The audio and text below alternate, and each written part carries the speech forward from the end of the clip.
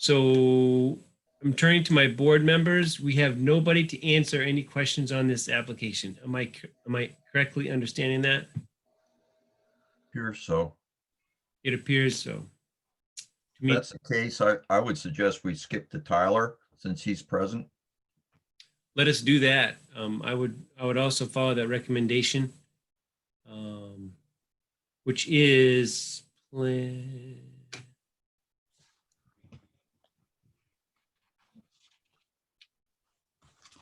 Let's go to the Tyler application.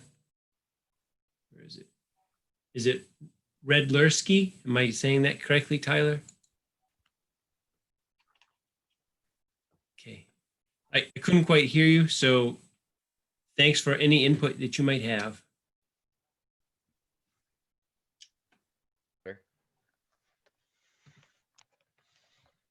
Is that better at all? Yes, sir. Thank you. Okay. Yeah, we got you. Okay. Awesome. Is it Redlewski or Redlewski? Redlewski with a V. Perfect. Thank you very much, Tyler. And Gary, you're here with us, right? So we have application 2064, map 09, lot 40A, looks like .05. That's right. That's correct. Thanks, Gary. Want to lead us through this one? Yeah, what it is an existing cottage that they want to put a 20 by 20 addition on the rear. These are Woodland Camp condominiums. So they don't actually own any land. It's all association land owned. This addition is 400 square feet and the existing is 520.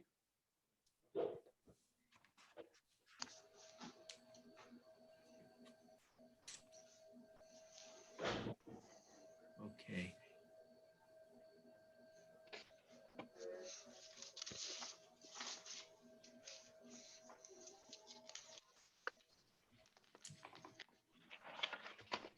And the entire addition is within 82 feet of, or 70 on one side, 82 feet, 76.9 on the 70.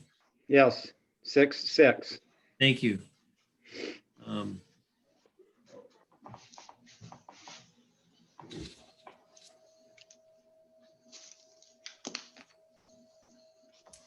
reason this is before us, this is a non-conforming structure.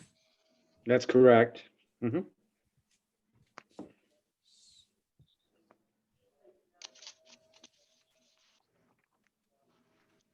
So this camp is not on an individual lot, it's on the lot of the. That's right. It's all common land, yes. Right.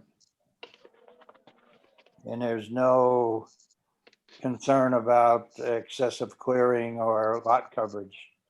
Have you been seeing it, Gary? I have, there's one tree that needs to be taken down right behind the existing camp, Mhm. but that's the only tree. But and the lot itself is overall within the limits of the clearing standards and Yes, allowed openings and stuff. yep. Oh yeah, this is a big parcel. If you look to the left of this cabin, you'll see cabin 6 is the exact same size. Yeah. That's the exact same addition that the planning board allowed, probably 3 years ago. Mhm. It's the same size. The existing was the same size. The proposed was the same size. And if you look at it, you'll see it's right in line with that building.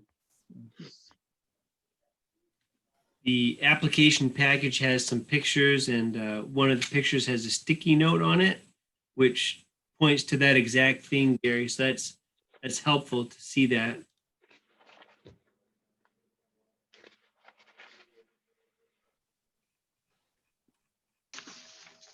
Is there any concern this is at all?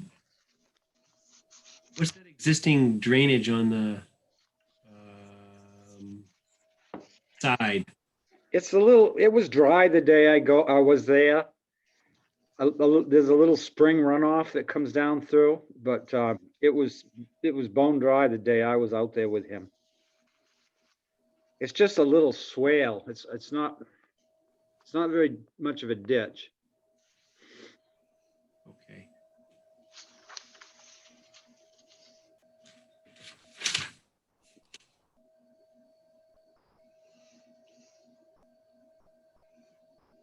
And I'll just want to ask, for the sake of being transparent, are there any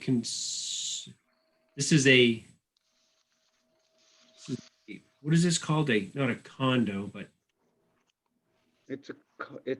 Yeah, Woodland Camp Condominiums, I believe it's called. so Oh, wait, not Woodland Camp, I'm sorry, Cedar Camp. Cedar Camp. Okay.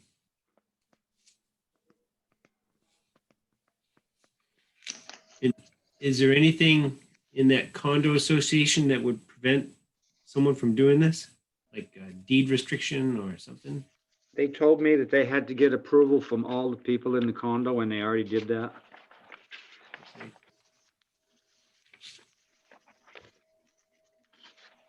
Gary, where is Cedar Camp Road or Cedar Camp? It's off, let me think. It's off the Point Road. It's off the Point Road. Uh-huh.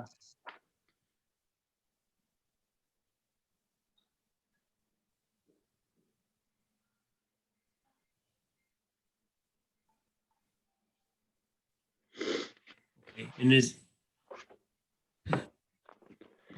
so getting back to my thing about the condo association, it sounds like they've sought approval from the other condo owners, and That's what the owner had told me, yes. then for the board members, is there anything that we are concerned about seeing that has been, that permission has been sought and received? This is Peter, Sergeant. I'd like to weigh in on that. Could we get some type of documentation on that approval by all the members? I think that should be, if They're that's waiting. appropriate. We don't have someone say, well, I didn't know about it, et cetera, this and that, so. That's They're all covered. waiting. They were waiting on the town's approval to get that finalized. I think we need to have it done before, or as a condition. It's just however we want to do it, but that's a thought. Thanks, Tyler. Thanks, Pete. Yeah, I'd like to second that by Peter. I don't want it as a condition. I want it in the actual application. I would not consider it a complete application until that's part of the application.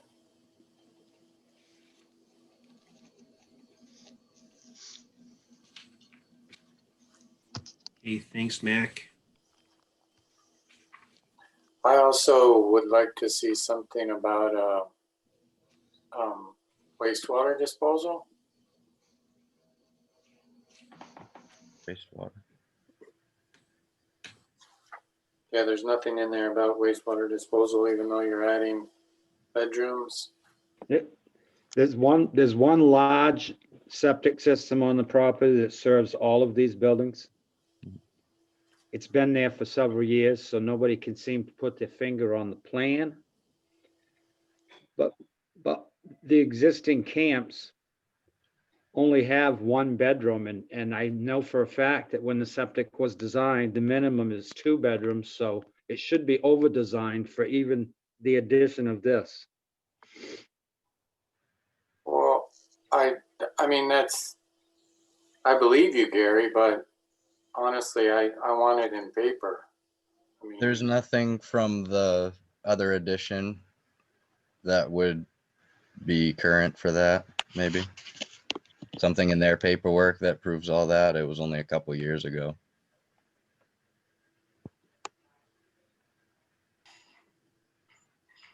Just curious, that's all. Yep, good question.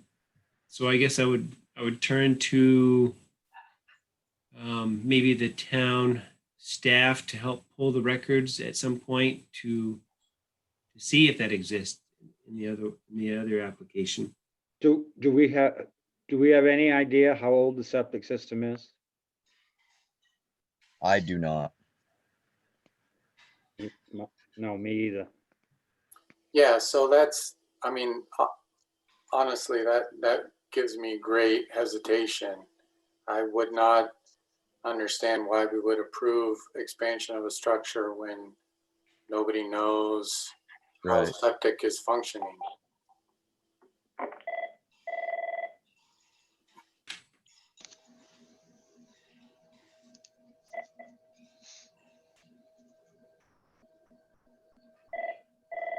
So it seems like that, I would agree with that part. I would think we, the town, would need to know solid information in writing about a functioning system that is shared by the association.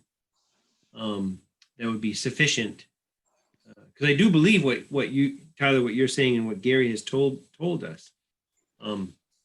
It would be very important, though, for any of the taxpayers that might have questions about this, that we could point to written documentation that says it's good to go.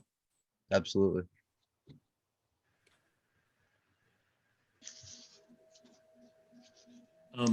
So board members, so to me, that's one thing that's not, that would be an obstacle in approving this application as is. How do the rest of the board members feel? I agree with you, Pete. I think we shouldn't move it. Ought to consider tabling it, and we got two different things we got to cover here, which we already talked about, so. Okay, You go know, ahead, Mac. I don't know if you can see George, but it looks like he's been raising his hand for a while. I can't see him. Oh, okay. Thanks, Jack. The question for Gary or for Tyler, is this going to result in a increase in the volume of actual wastewater? It wasn't clear to me whether the laundry and bath are replacements or additions. We are adding one toilet and one sink in the half bath in the new section. And that's in addition to what's in the current camp. It doesn't replace that. Correct. But keep in mind, septic systems aren't designed for the number of bathrooms or the number of plumbing fixtures. It's the number of bedrooms. Bedrooms. Yeah, no, I knew that. I was just, Mhm. it does though. If you got more toilets, you generate more wastewater. Or if you got more laundry facilities, you generate more wastewater. I don't know if it's in there or not, but the existing cabin is one bedroom. We're adding two, but we are getting rid of the bedroom in the existing camp and opening that up. So it will be 2 bedrooms, not 3. Thank you, Tyler. Gary, another question on wastewater. Would, if the town doesn't have a record of when that of that design and that facility when it was approved, would the plumbing program have one? Or let me ask you this: who approved it? It wasn't me. I don't believe, so it would have been a long time ago. Oh, okay. I thought it was more recent than that. It was 2 or 3 years ago. Oh, the septic? They put in a Oh. new septic?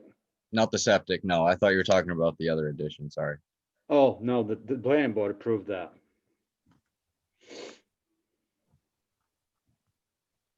So this is obviously not unique to have additional bedrooms added to an existing wastewater system that is older than the Bible. No, How do how is that typically dealt with? I mean, well, as I said earlier, most of these camps have one bedroom. The minimum system design, even way back years ago, was 2 bedrooms per building. So if the bulk of them only have one bedroom, then the system is designed for more than they actually have already. I'd see on the paperwork that the one next, or this one only had one bedroom.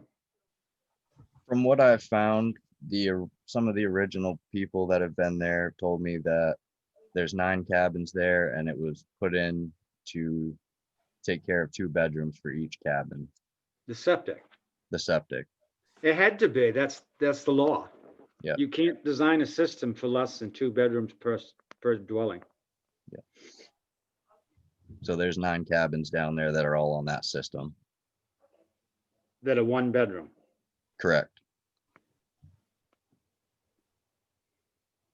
Other than the other addition. Right. Right.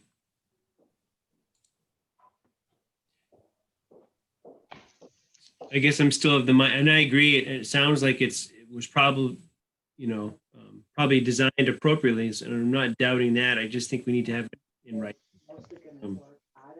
Absolutely. Yeah, I can dig that up, I'm sure. Yeah. Thank you very much, Tyler. Where is that home? And I, Yes, Mac. yeah, I know it sounds a bit ornery, but honestly, I just don't feel comfortable without knowing that where the septic system is, that it's functioning. And if this is a common septic system for the whole community, then I honestly don't feel like we should be approving expansion.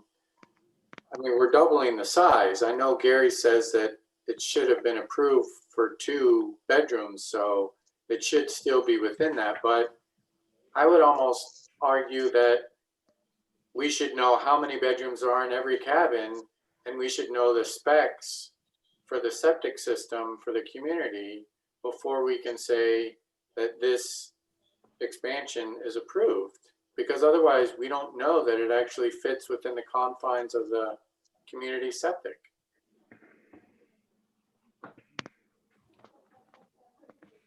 Thanks, Mac. So yeah, I think maybe I'm not being clear. What I think we need is the information regarding the subsurface wastewater disposal, whatever was installed. And I think Tyler had mentioned he will get that. Am I saying that correctly, Tyler? I'll do my best to dig up whatever I can on a plan for that. And I know I can get the letter from their board saying they're approving the build too, so. Thank you. So board members, knowing that there are hi.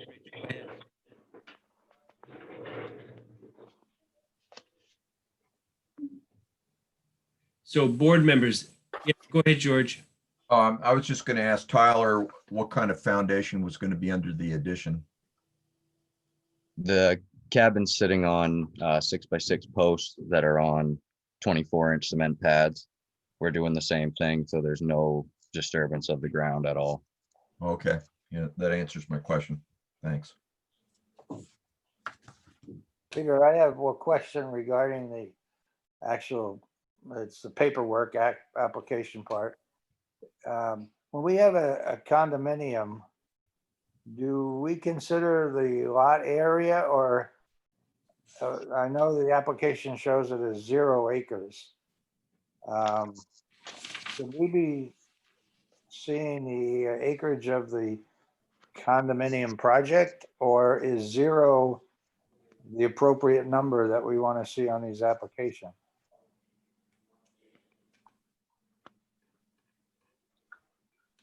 It's number 7.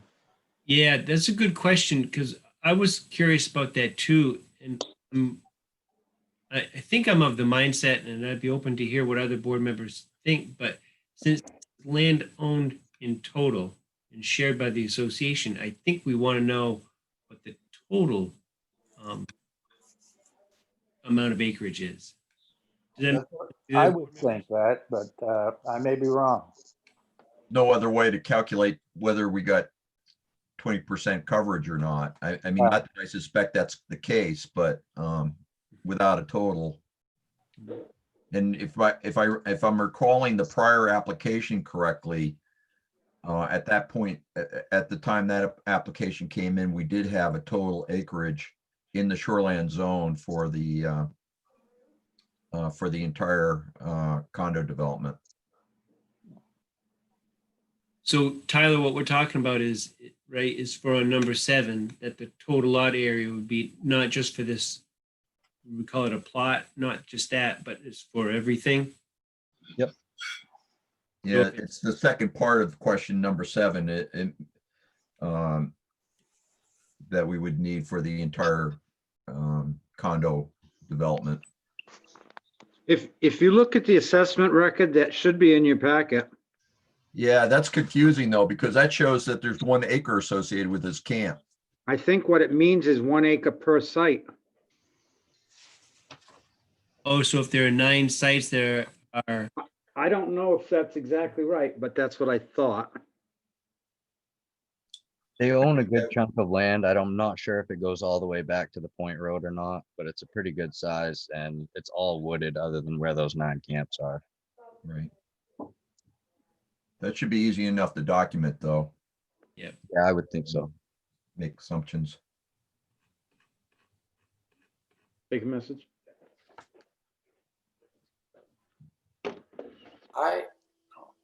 go ahead, Mac. Peter, I'd really like to see more on the plan in terms of vegetation. I mean, we're 30 feet from the shoreline. And honestly, I think there's a discussion whether we consider this a single parcel, even though it's not, or do we consider it part of the larger parcel, you know, in terms of our calculations. And what does the vegetation look like on this land? What does it look like on the whole, all 9 lots? You know, I see existing drainage, but and there's a couple of pictures, but beyond that, I would like to see more, honestly. That seems fair. So Tyler, what Mac's looking for there would be more description or drawings to indicate type of vegetation found in the whole area, not just that particular plot. I'm interpreting the photos correctly, that it looks like it's pretty clearly all fairly mature cedar trees between the camp and the lake, normal high water mark. And I think the way to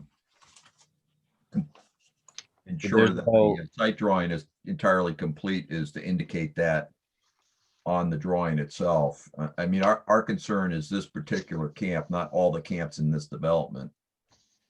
We don't have any jurisdiction over the ones that aren't applying for anything. Good point. Well, I agree. I agree with that, George. But if we're talking about calculating how much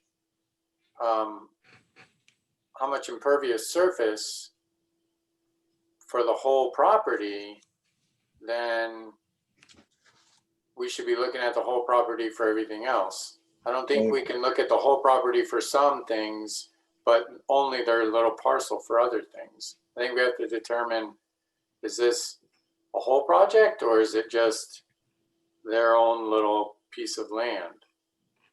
Well, we should be able to get that from, once we have the information in part 2 of question number 7, which is the lot area within the, oh, I'm sorry, wrong question. Square footage of unvegetated surface within the shoreland zone, which is question 8. True.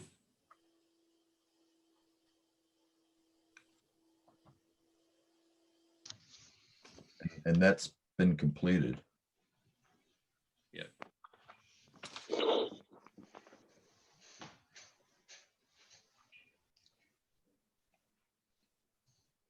Right, it's an unvegetated surface for their particular land, right? Right. What it is it's about 6 feet from the water. There's big hemlock and cedar trees, and then there's clearing of about roughly 100 feet where the cabins are that are spotty trees. And then it's all wooded from there all the way back to the Point Road. It's like a rectangular clearing where those 9 cabins are, with a buffer in between them and the water, and wooded all the way back to the Point Road behind them. Tyler, they're not concerned way back to the Point Road. It's 250 feet from the water is what they're concerned about, the shoreline zone. Yep. Yep. So you just need more, you want more pictures? Is that what it is?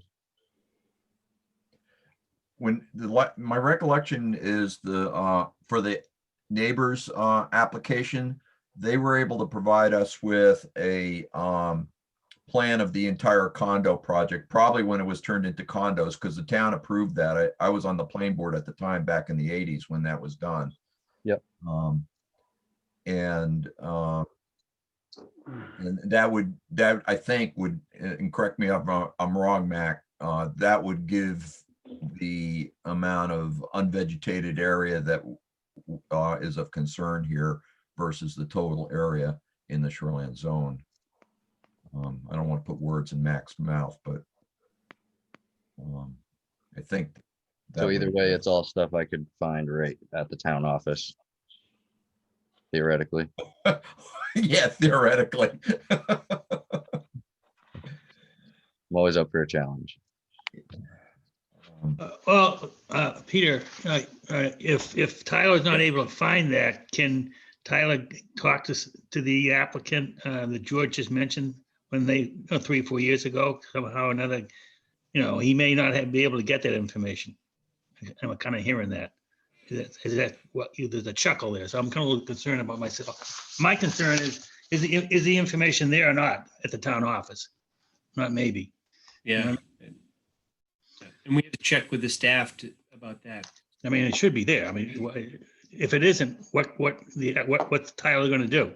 He needs an alternative Right. approach, and that's talking firsthand to the applicant going back 3 or 4 years ago, right? So Yeah. let's kind of make it, let Tyler know that. You're talking about the septic design? Is that what you're talking about? No, what the total square footage and all that, whatever, will make. That The camp F- just recently sold, but the old owners are friends of the family, so I should be able to get in touch with them. Okay, Great. And I'm very hopeful that the information's at the town office for you. That it could be very helpful. So If not in the subdivision files, then possibly if you could find out the name of the neighbor, their shoreline zoning permit file. okay, so I know that we need some more information, and I know Tyler has taken on some more action items that we've discussed tonight. I want to make sure we've addressed the concerns. Max brought up some good things. Pete has, George has, Rich has. My sense is that we're not ready to act on this without getting more information. I'm looking for someone to make a motion or more discussion, either way, about what to do next. I would just note for Tyler's benefit, this doesn't require him to get more information, fortunately, but just so you know, once we have all the information that's been requested, and if everything looks good to go, we'll probably put a condition on this permit that the stormwater coming off of the roof of the addition be addressed in accordance with DEP best management practices. So just so you know. Yeah, absolutely. And as George pointed out, that's a condition that we would put on practically anything that happens in the shoreline zone. So it's not singling out this application at all. No. Absolutely. Yep. Understood. I make a motion, we table this application until more information is presented. Thank you, Rich. Motion seconded. And Mac, raising your hand to second? Yeah. And seconded. Any more discussion on this? So all those in favor? Oh, more discussion. I just wanted to make sure, Tyler, you're aware in the shoreline zoning ordinance, page 62, starts the permit application requirements. So honestly, that's what I'm looking for. Okay. So Good if you point. haven't reviewed that, a lot of what we're talking about today is in there. And that is available online at the town office. Thank you, Mac. Any more discussion on this? Okay, so seeing none, we have a motion to table. Going left to right, I see George first. Are you in favor? Yes. Rich, Yes, Mac, Yes, Pete, Yes, and I vote in favor. Yes, so that would be what, 5 in favor, none opposed, no abstain. No abstain. So Tyler, we'll talk with you again, right? I'll Thanks do for my your best to time. get it next week. I appreciate it, gentlemen. Thank you. Thanks very much and have a very good night. You as well. Thanks. Peter, Hi. I need to step out and take a telephone call and I'll be back. Okay, Gary, thank you. The next application that we have in front of us is the Forsberg application. Boink. Okay. Do we have the Forsbergs here this evening to speak to this application?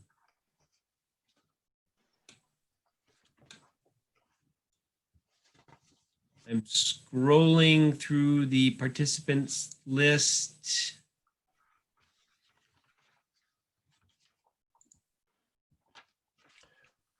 There's a Randall on Zoom. Maybe that's Randall Briggs. Okay. That could be. So I would say we skip this one and go to maybe Randall Briggs. Because I'm not seeing anybody to answer on the Forsberg application. Is the board okay to do that? yeah. Okay. Let's move on to the Briggs. Randall, where are you? Where are you? Where are you? Okay, Randall, I see you here. Can you hear us all right? Yes, Okay, super. I'm here as well, Ben Murray from A.E. Hodson. Oh, hey, Ben, thanks for joining us. Yep, thank you. All righty. All right, so, and I know Gary just stepped out, so we'll kind of walk through this. So this is application 20, looks like maybe 66 or 6, map 8A, lot 6, permit number 67. So it's application 2067. It looks like the applicant is Randall Briggs, mailing address 327 Timber Point Road. And- that should be 324. The Ah. address of the price 324. All right, thank you for that correction. We'll get that corrected on the application. I'm done. And Randall, it looks like you are proposing to enclose an area under an existing overhanging room and improve the stormwater drainage around the home. Correct. Yes, yeah, if you look at that on the plan, you'll see there's an overhang area on the northwest part of the structure. Sent some photos as well into Gary. I don't know if he distributed that out to the board. Kind of shows it a little bit better. There's a living space on the upper floor that's existing. underneath that space, it's wide open, there's some posts. We are proposing to enclose that space. We're not creating any additional impervious area. It's basically enclosing that space in order to incorporate it into the daylight basement that's there existing. There's also some site drainage that we're improving. We are adding a door onto that north side as well. So we're adding some granite steps, some crushed stone, some drainage that will be collected by some inverts and out daylight to the south side of the property, on the low side. We're also, there's an existing stair off from the front deck. We are relocating to the side of the deck. So it's actually getting it farther away from the shoreline. It's exact same size. It's just being relocating for appearance wise. And we're also proposing a French drain drainage system on the east side of the existing garage in order to provide better drainage coming down the hill in that area.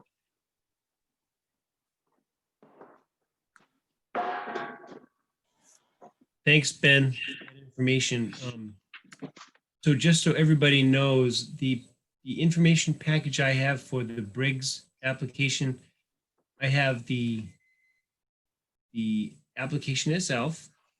I have a letter of transmittal from A.E. Hodgson talking about some of the overarching things they plan to do, the agent authorization letter, and that's it. So unfortunately, I don't have a picture or a drawing to indicate to me what's going on. I tried to follow what you were saying, Ben. Oh. George, go ahead. George. Go ahead, George. We had gotten an email from Anthony saying that the drawings were at the town office and we had to go in to look at them because they were too large to scan. I happen to have the, I mean, obviously I'm retired, so I had the time to do that. Secondly, Gary sent us an email with the photos. Well, because I thought I saw an email. And it was a whole series of half a dozen or so. Okay. Would it help if I shared my screen at all, or? Sure. Let's see.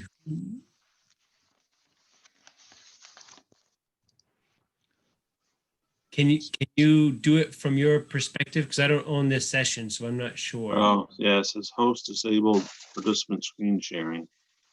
I don't know if that can be changed at all, or who the actual host is. Sheila, let me stand by because Sheila, our professional, Oh. the most important person in the room. No pressure, no pressure. Okay, so hang on one second. Okay. Okay.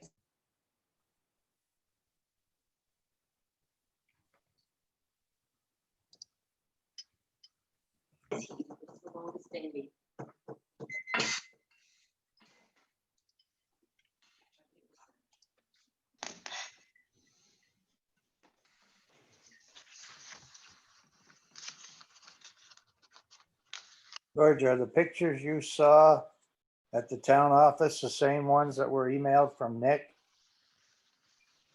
Actually, the pictures weren't at the town office, but those are the pictures the only pictures I saw as well that I actually found pretty helpful because it made more sense looking at the engineering design plans for the well, basically capturing the roof runoff by gutters and then diverting it into the French drains that Ben mentioned, which ultimately discharge at the edge of the woods, which is being used as a infiltration strip. It looks like to me anyway. Correct me if I'm wrong, Ben. Yes, you're correct. We're directing all that water towards that wood buffer. Yep. I still can't share my screen. Okay. Just 1 second. Sheila, did you get any instructions on how to allow to share? Yeah, so Nick and I are trying to figure that out right now. Okay, thank you. Hang on one second. Sure. Thank you. George, I'm scrolling through my email and I'm not finding anything from Nick that was like this last week or something. It was, I want to say it was early in the week. I had sent an email when I first looked at this real quickly when we received the applications last Friday. I noted to Anthony and Gary and Nick that we didn't have any photos, and then subsequently they forwarded the photos. October 13th, 2:20, Thank you. 12:32 PM.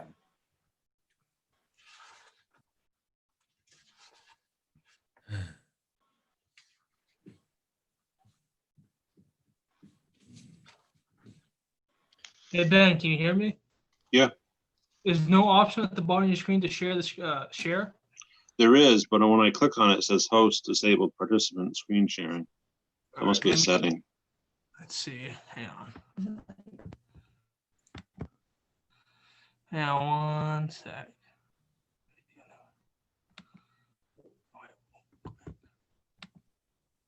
Ah.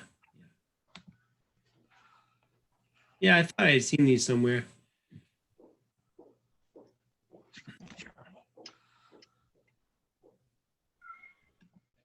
So, Rich, you have the pictures that you can see. do.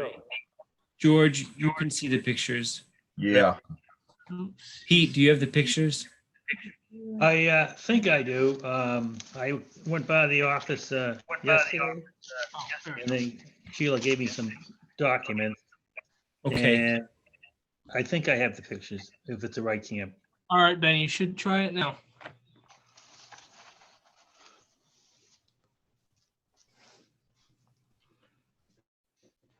There you go. Ah, Yeah, that's working. voila. Yep. Oh, see it all right? Yes, sir. All right, good. So this is the plan, the site plan, and I'll zoom in here. And this is the existing camp. You can see the shoreline is along ponds back over here. We have labeled the 75-foot setback here. We've labeled the 100-foot setback, this dash line here. Mhm. This area in here is where the existing overhang is, or the existing building on the first floor level. Mhm. And that is going to be enclosed underneath. And I'll bring up those photos, Peter, so you can see them here in a minute. So this is the area that we're proposing to enclose down below on the daylight basement side. We're also adding a door in this area to the basement. So we are looking to add some granite steps along this slope, as well as stone the area. The area is on the north side. It doesn't get hardly any sun, so we figured stoning the whole area would be the best option. We're gonna add some underground drainage along that wall, as well as a field inlet to pick up any additional water in that area that may back up from freezing or melting snow or whatever. And that will get captured along with the under drain for our new enclosure, and they get piped around here and daylight on this this wooded buffer on the south side. Also proposing to add a new under drain on the south side of the existing building, just to help with water coming off the roof and divert it to the wooded buffer, rather than having it eat away at the side of the residence. Mhm. We're also right now, on the first floor level, there's a open wooden deck. Below there are existing concrete pavers. With this project, we'll be removing the pavers and adding a concrete deck underneath that as well, with the enclosure of the first floor space. So talking about the stairs, this is the stairs that come off the first floor deck down the grade. We'll be removing those and placing them in this area just to help with aesthetics, looking out towards the lake. Over here, the existing garage. So in this location, this is the new proposed French drain that we want to install, just to capture water coming down the hill, coming down the driveway, and put it into the wooded buffer rather than it coming down here and puddling along this garage area. The existing pavement for the driveway staying in place. There's no proposed change there. We have shown our silt fence up. There is a little bit of regrading along the north side of the property in order to get this drainage in. And that is the extent. Let me show you some of the photos that I sent over to Gary. This is some that Randall Riggs has provided. So this is a picture looking with the lake towards your back, towards the building. You can see the existing enclosure on the first floor and how open the underneath is. So our proposal is to enclose the space underneath on the daylight basement side. You'll see those posts there. So this all gets enclosed. Pictures. There's a close-up picture showing the existing posts that support the existing first floor enclosure. So will be enclosed. More pictures here. You can see the existing concrete pavers in this photo.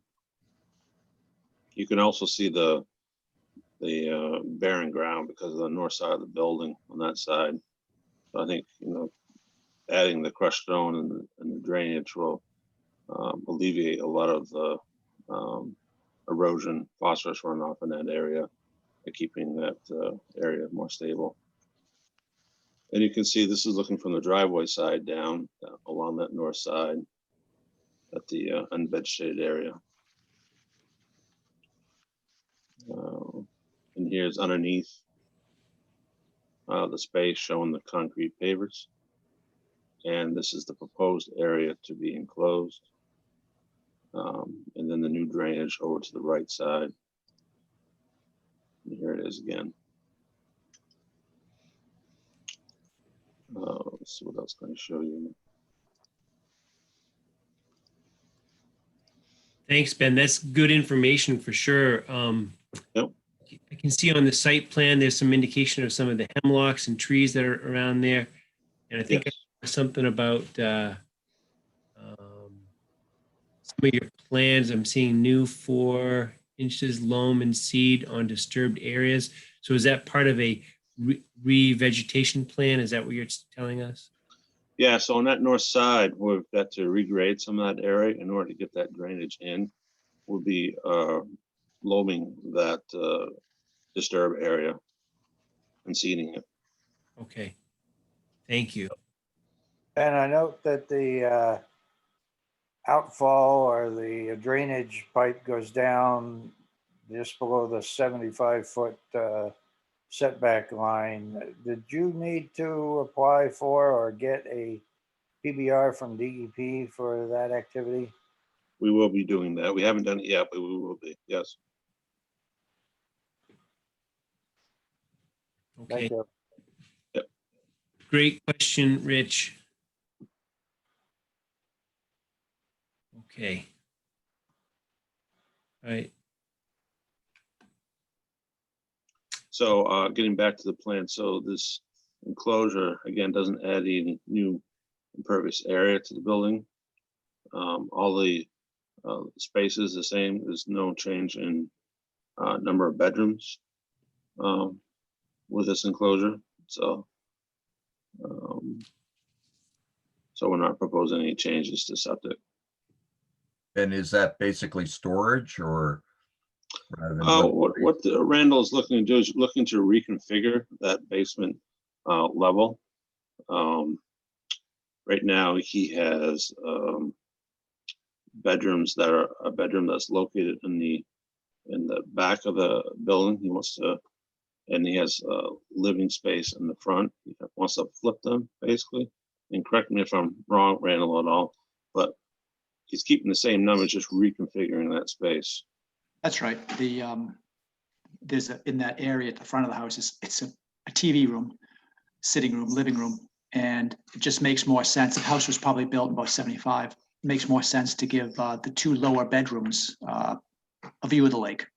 So we were just going to flip them.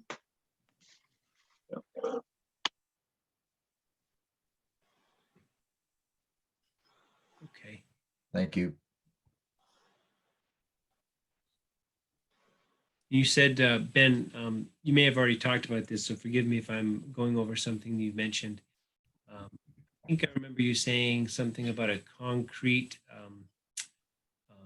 slab, if you will, on the ground level where below the deck Mhm. is showing. Did I hear that correctly? Yeah, so what we plan on doing for the foundation for the new enclosure, on the basement side, we're gonna put a slab on grade that'll be frost protected. And we're gonna build around the existing posts that are there, and then build our wood walls off from that. And then we're also going to, that's for the enclosure, then we're also gonna extend that concrete out into the area where the existing pavers are underneath the deck. So what we really want to, those pavers are kind of susceptible to frost, so we want to take those out. They're a little bit all over the place. So take those out and replace it with that new slab, be insulated. Okay. And I believe I have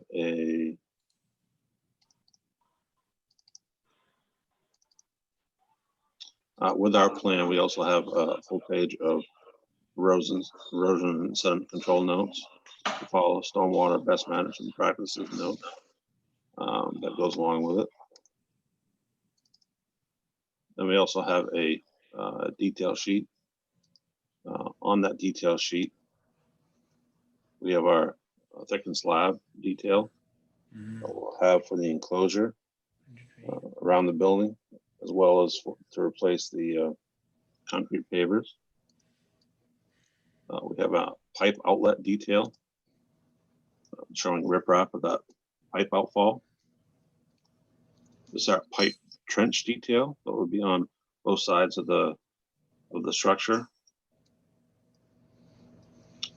This is our curtain sub-drain detail, or our French drain detail on the east side of the garage.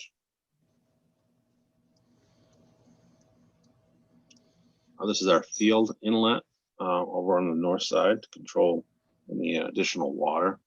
This will be that surface drain, and then it'll be piped into our under drain.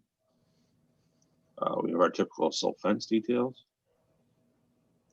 and then a representation of the granite block steps going along that north side, showing the blocks and a gravel base. Nice. Can I just add a word here? This is Randall. So the house was built in 75. The whole purpose, well, the main purpose of this exercise is, or the work is, I don't know if the original builders had put a lot of gravel underneath the foundation of the house. And the entrance of the house on the driveway side is probably about 7 feet above the entrance or the foundation if you were to walk out toward the lake. So, it's built into a hillside basically. So what we've experienced over the years has been a fair bit amount of damp. So, there were no permitted drains. Like I said, I don't think there was much gravel put in under the foundation. So, one of the main purposes of doing all this is to improve the dampness that we have on the ground floor. Thank you, Randall. Okay, so this lot is under an acre. So this is a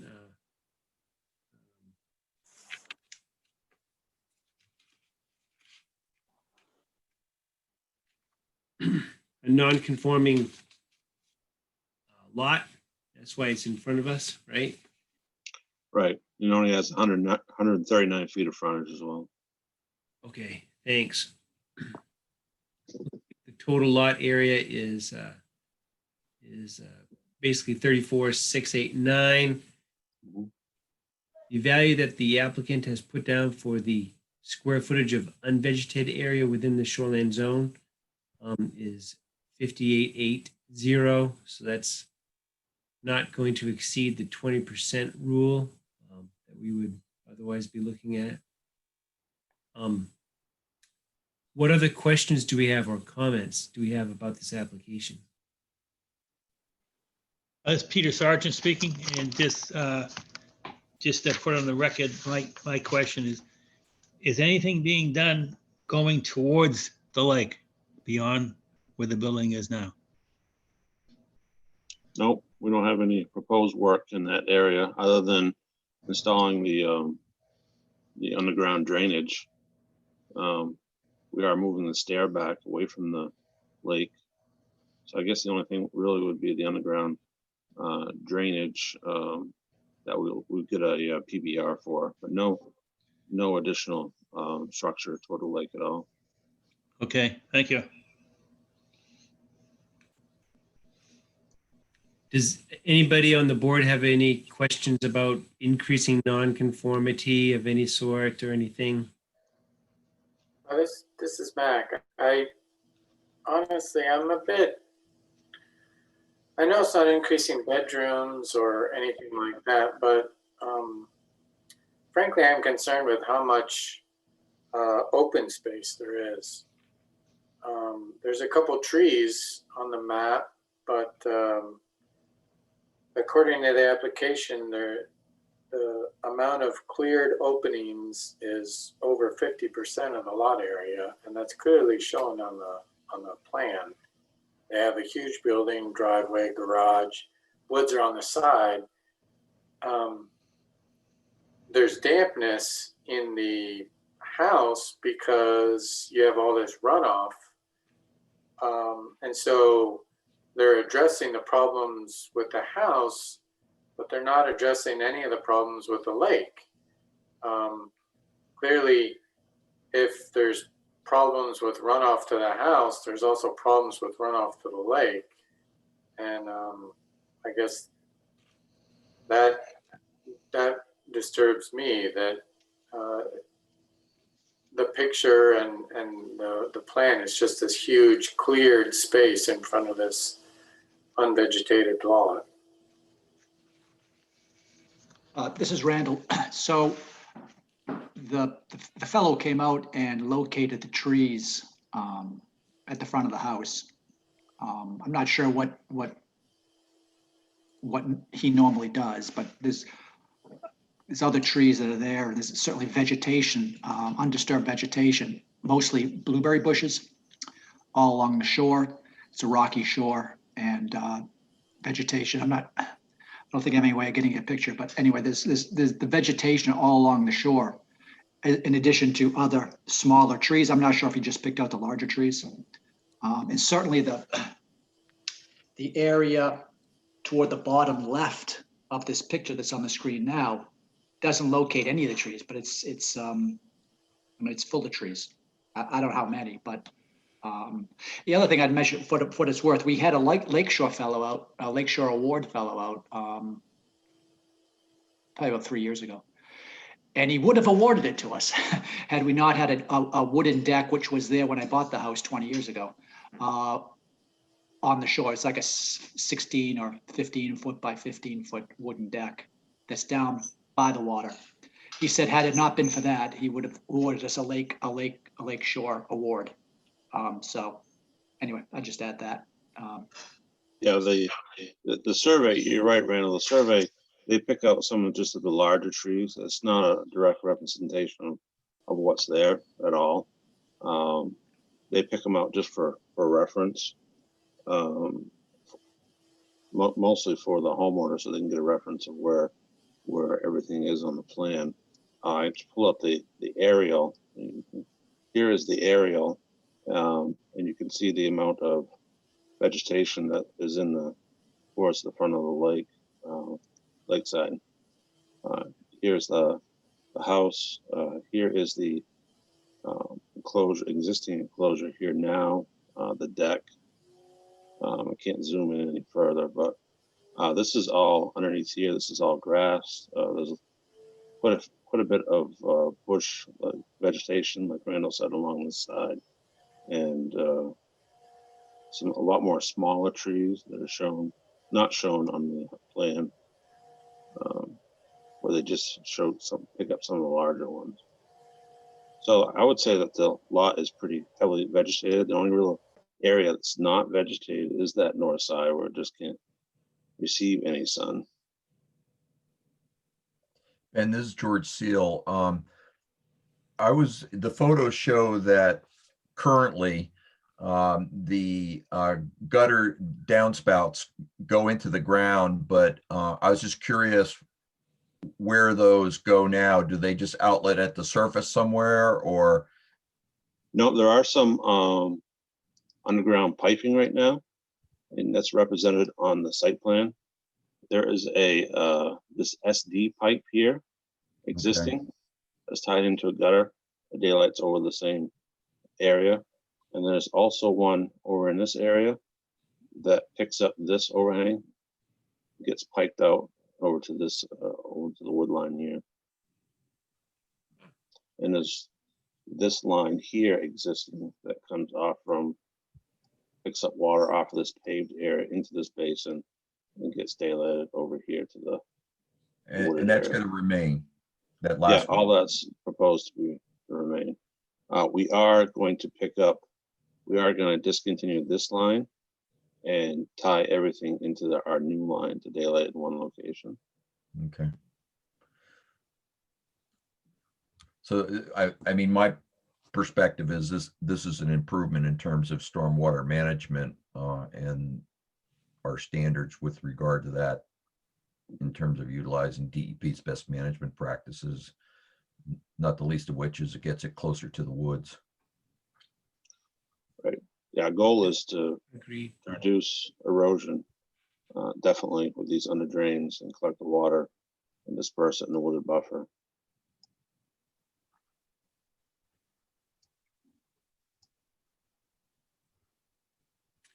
Thank you, Ben. Thank you, Randall. Yeah, this is back again. I appreciate the applicant discussing what's on the ground and the aerial photo as well. That's helpful. Thanks, Mac. Did that help? I mean, seeing the aerial photo in particular, and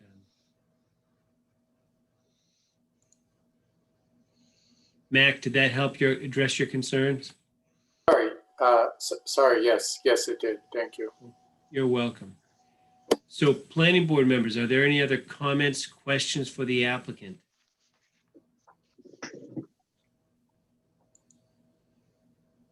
Any concerns for us to talk about more at this point? I'm already sensing there will be a need for a permit by rule to be acquired.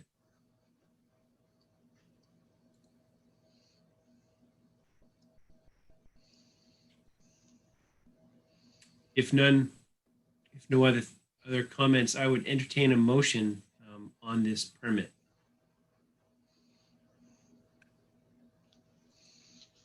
All right, this is George. I can't see you, so I don't know if you can see me, but anyway, I'd make a motion to approve the application as presented. There was talk about getting a PBR, right, for a downspout. Am I correct on that? Right, yeah, but we've never, I mean, I don't see anything in the ordinance that requires us or requires the applicant to provide us with documentation of compliance with state law. Okay. If I'm incorrect, please have somebody point that out to me. We've in terms of past practice, we've never required a PBR to be submitted as a condition to the code enforcement officer, for example, or something of that nature. Unlike other ordinances where that's a clear requirement of the ordinance. Thank you. All right, so we have a motion on the table to accept, approve as submitted. Is there a second? It's Peter, I'll second it. Thank you, Peter. Any more discussion? Yeah, this is Mac. Just in terms of discussion, I'm looking over the procedure for the permits, and it says the planning board will approve it after it makes a positive finding on the following 8 points. So are we going to go through those and do that? It's probably something we could do. Planning, And it also says in that section, just to go to George's point, it says no approval shall be granted if it would violate any other local ordinance or regulation or any state law which the municipality is responsible for enforcing. So if we're not responsible for enforcing the state law, then I don't think we have to require it. okay. That's my interpretation. So in terms of process, is the board in agreement that we would go through the positive findings based on those 8 points on page 66? Sounds like, Mac, you're in favor of that. Yeah. I think we should George? discuss them, or at least discuss if anybody disagrees that they're not all met. And if we don't have consensus, then discuss it in greater detail. I mean, this is, part of a bigger issue, and that is how do we proceed in the future with all our shoreline zoning application permits that we approve, with regard to findings of fact and law. Are we going to do everyone like the Joneses, or are we going to do something less than that for those that aren't controversial? This is not controversial. Right. Just given, how much too. time it takes, and can the town afford to provide us with an attorney at our side for every case? I don't think so. So I agree, George. Let me just ask this. Is there anything within the eight items listed that someone on the board would have concerns with, or something that we'll be discussing that's controversial? Not for me. Nor I. Okay. Thank you. Pete? No, I don't see anything. Okay. Thanks. Mac, is there anything controversial among the 8 lists? I don't see anything controversial, but I guess am I understanding correctly that we are gonna, I guess my interpretation of it is the ordinance says we issue the permit after we make a positive finding of these 8 things. So I don't want to issue a permit until we have gone through those things and said, yes, yes, yes, yes, yes, and that's in writing. Otherwise, I feel like whether it's controversial or not, somebody can dispute it and we don't have the paper trail. So from a process perspective, if we went through these and either said yes or no for each of these 8 things, and then we had these things listed, I guess I want to get back to kind of a legal point that George brought up. By doing it this way, George, do you anticipate that, would we be okay, in your opinion, about listing things this way? Or are we setting some precedent? I mean, I think Mac is 100% correct in terms of what the ordinance says. And, one of the lessons, at least I've learned from the Jones application, is that if something goes to the appeals board, it'll just get, without something comparable to what we approved earlier this evening, it'll just get remanded back to us. having said that, we have what, 4 or 5 shoreline zoning applications tonight. We do not have the time to go through that process for every one of them and get our work done. It's just that's just reality. And so it seems to me we need to play the odds. When is the town going to get burned?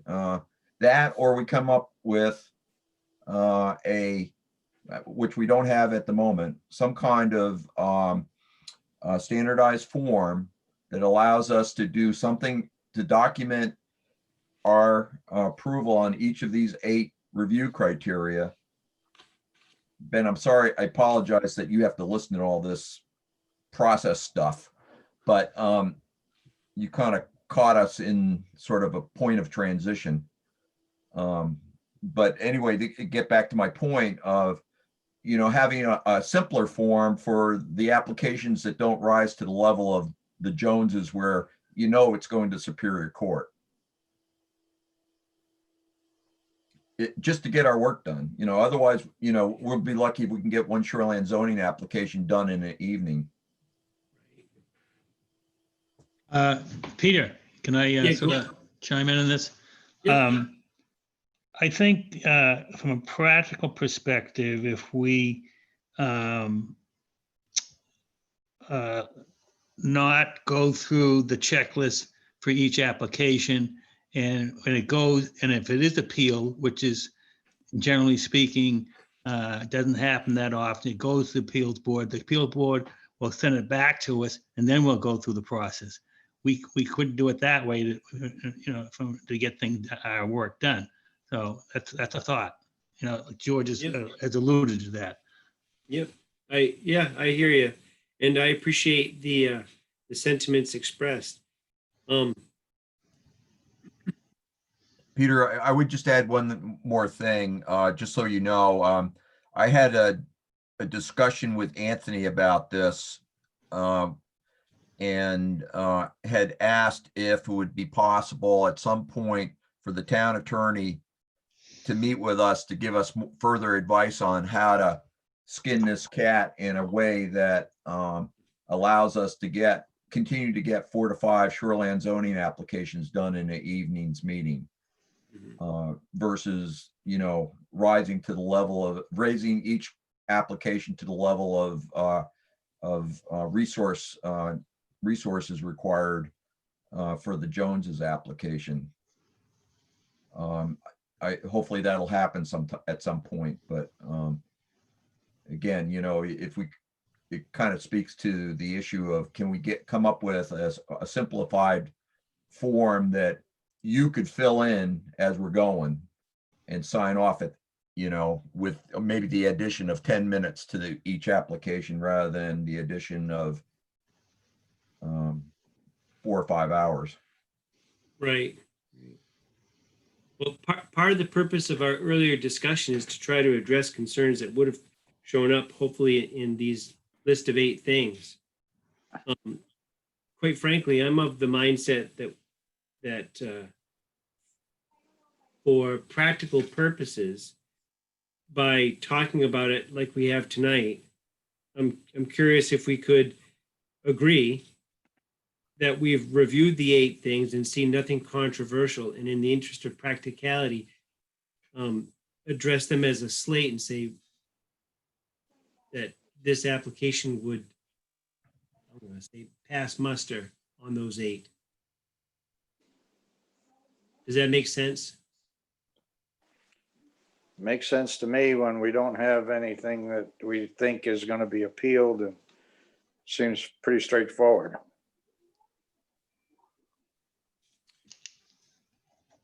I'm fine with that approach for an application of this nature. That's pretty straightforward. Well, I mean, I totally understand what you guys are saying, and I don't want to go through a half hour with an attorney on every application, but at the same time, I have to disagree that we can accurately judge what is or is not controversial, or we can guess what may or may not be appealed because we honestly have no idea. And I guess I was thinking that we would just go through and Peter, as the chair, you would just say, you know, item 1, do we all agree? Yes. Like, you don't have that form in front of you. Maybe Gary can make it for you. But just where you could check it out. But until then, I don't think, I would not want to issue a permit without those 8 items we've gone through and said yes or no. Now we all agree it's pretty not controversial, so this should take less than 5 minutes to go through it, but I still think the exercise of going through it is important. And I don't think so that the permit issued would say, yes, we have gone through those 8 things. It's Peter Sargent speaking in. You know, the more I listen to this, you know, Mac is making a lot of sense and technically he's very correct. I think we could try that going forward, come up with a list and we go take the figure 5 minutes to do this. So it's worthwhile the exercise to talk about it. So, you know, if we want to try it tonight, we can start doing the next meetings we have or what. So it's worthwhile to try it. I'm fine with that as well, just to move things along.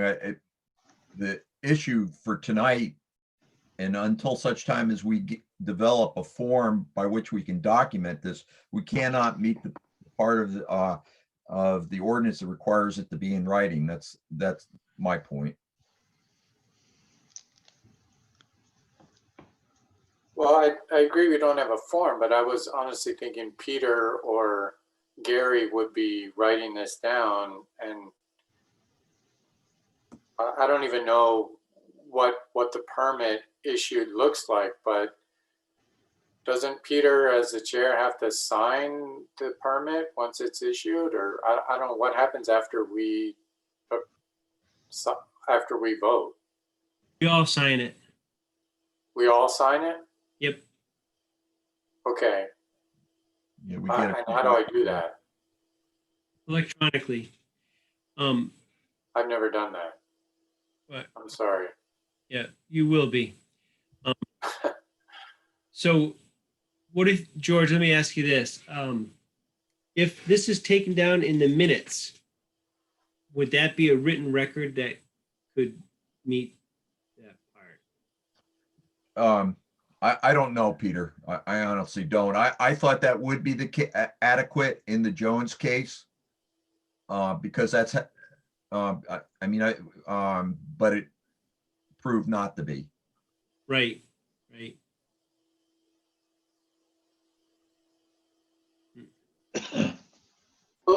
Okay, what are we gonna sign? What am I gonna sign when this is over?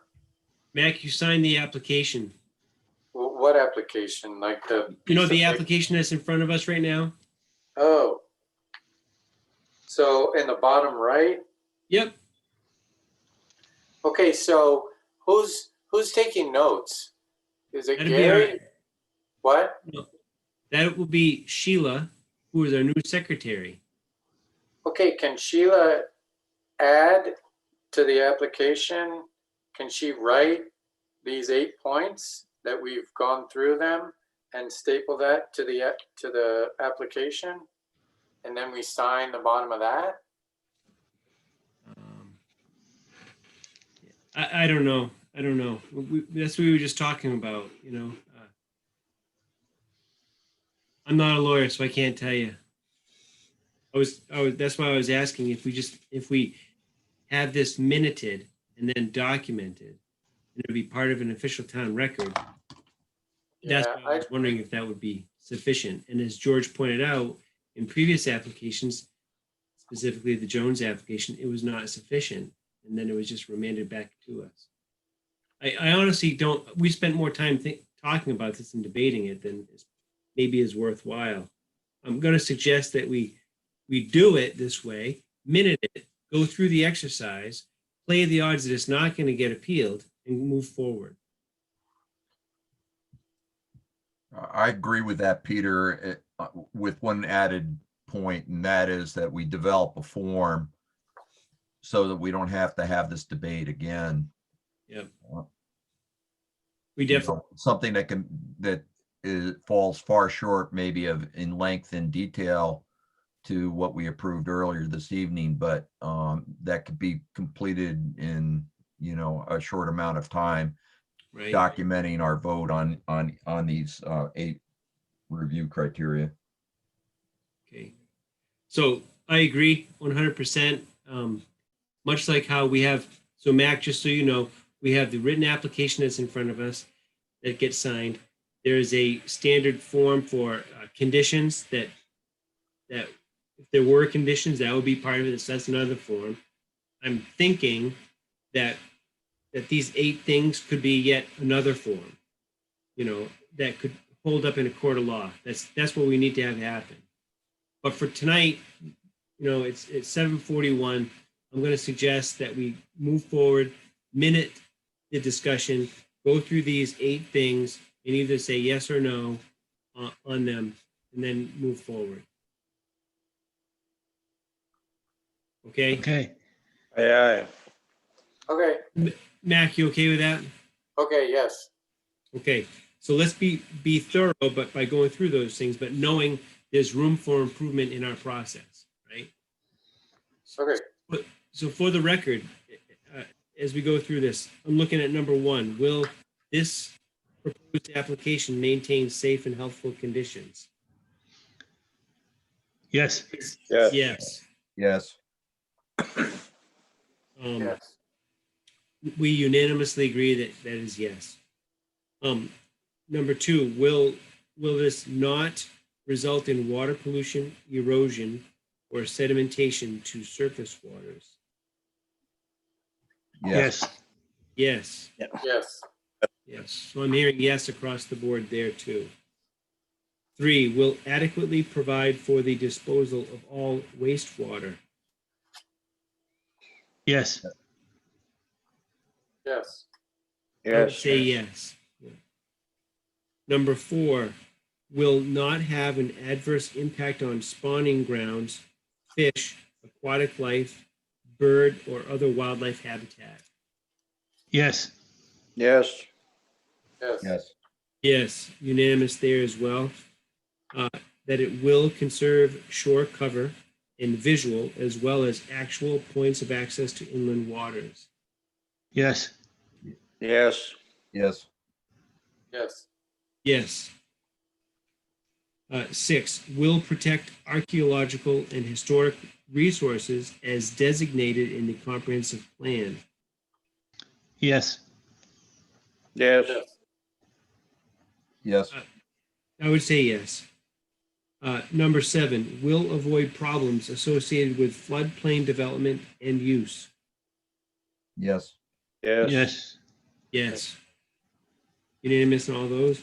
And number 8 is in conformance with provisions of section 15 land use standards. yes, yes, yes, Yes. So unanimous, yes, on each one. Thank you all for going through those 8 items. Sheila, thank you for helping document this. Room for improvement. We realize this and we're going to make that happen. We need to make sure we keep moving on this. Okay, so we have a motion on the floor. It's been seconded, I believe. It's been a while since we've been there. Was it seconded? If it wasn't, I will. Okay, and Sheila's giving me the heads up that it was seconded, and then we've had more discussion, which is what we just did. Is there any other discussion on this particular motion? Hearing none, it's time to vote. So I've got a view of the board here.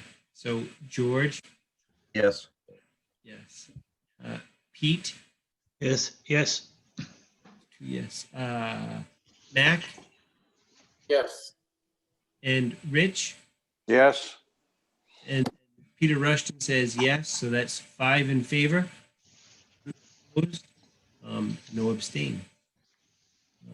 So Randall Briggs and Ben, thank you very much for your time tonight. The permit you. was mailed to you. Couple, committee. just off-topic, comments. While I was talking, sharing the screen, I couldn't help listen to the previous applicant about the project and the septic. And I looked online on the state search for septic designs, and for that Cedar Camp Condo Association, online is their complete septic design from 91 that shows all the camps in that condo association and what Oh, they're cool. designed for. So I'll just let you know, guys know that it is out there on the state site for the septic design. And I sent the link to Research. Gary too. Yeah. Can I Okay. have that permit number, please? What's that? Can I have that permit number Oh, the permit and the number? date? Yep, on the Yep. first page. Yeah, it was November 6, 89. And then permit number looks like 649. I don't Okay, think that's good. the I'll one. go on there and grab that. Thank you. Yeah, no problem. And as far as your procedural, for your plan board, I've been to a lot of plan boards, and what usually happens is, first thing that they do is they go through and find the application complete. They vote on that, and then, yeah, then they would go through those 8, 10, 12 steps in there, and then discuss that and approve each one individually, and then have an overall vote. So you are headed in the right direction, just to let you know. Good to know. That is good to know. Yeah. Thank you very, very much. All right, good luck. Thank you. Thank you very much, Ben. Yep. Oh. And I think, that's funny. All right. Thank you, Randall. Yep, frostbite. I saw that too. That's fun. Thank you. Thank you, committee. This is Randall. Thank you for your time. Okay, so let's see. Would the board help keep me honest on this? So the first shoreline zone application we did not take up because they weren't here. That was Jesse Barton, correct? Correct. So are we going to act on this in the absence of an applicant or anything? I would suggest we do so. I second that. Okay. Does everybody have the Jess Barton application in front of them? Yeah. Okay, application 2056, map 22, lot 4A. This is, where the heck is this? Oh, on Long Pond on Lynch Cove Road, 90 Lynch Cove Road. They are proposing to put a roof over a porch.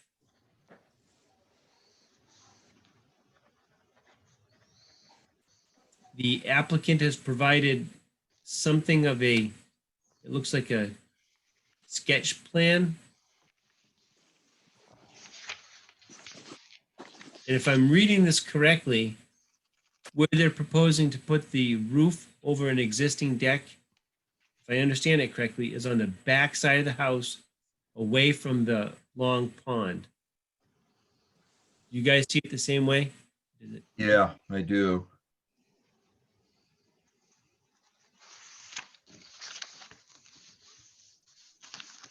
I mean, there's much that's missing from this site plan. Given the relatively simple proposal, maybe it doesn't matter so much because they're not really expanding the footprint of the structure. One thing though that is missing that is required and would be helpful would be the photos that are required. Right. I left him a message to let him know that we needed photos, and he never called me back. So I haven't heard from him since I left it. Thank you, Gary. Thanks for calling him, Gary. So I don't think we have a complete application. I would say we don't have a complete application as well. You also don't have a letter of authorization from the owner either. Oh, good point. So we have a couple of options, I suppose. But at the very least, it's seeming incomplete to me. And George mentioned the same. I suggest we dispense with this pretty quickly and table the matter until we have a complete application. I would wholeheartedly agree. Other board members do you have any other comments? I'm seeing nodding from Mac, no other comments. I would entertain a motion then in that case. I would make a motion to table the application of Jesse Barton pending additional information, including photos and a letter of authorization from the landowner. It's been motioned. I need a second. Second it. And Pete seconded, and I saw Matt going to do that too. Any more discussion? I think Rich stepped away for a minute, but we can still take a vote. If no more discussion, all those in favor, George, I see you. Yes. Yes, Mac, you're next. Yes. Rich, Pete, where are you? Right here. Okay, there you are. What's your vote, my friend? Yes.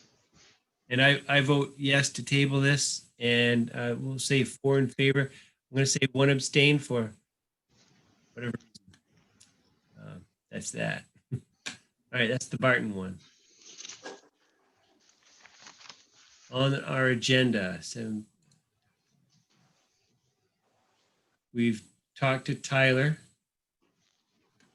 Next was the Forsberg Shoreland Zone application. We have not dealt with this. We have no applicants or representative for the Forsbergs who live in Virginia.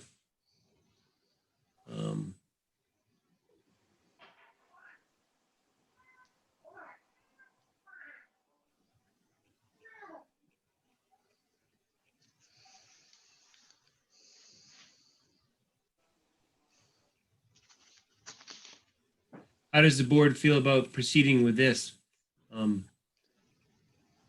I got a question, Peter. Sure.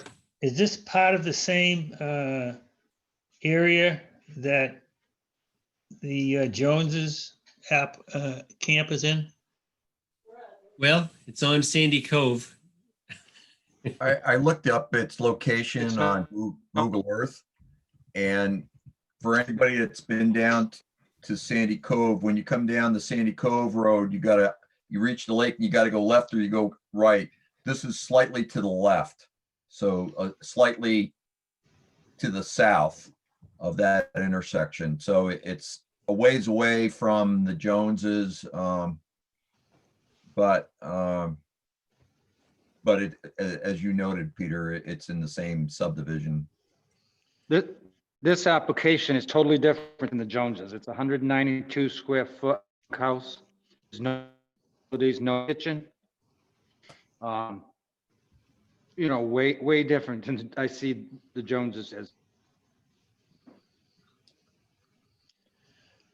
This is Peter Sargent again. My thinking is, do we need to do a site visit on this one?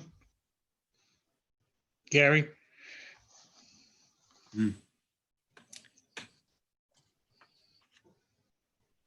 It's probably up to the board to decide, really. Board, how do you feel about that?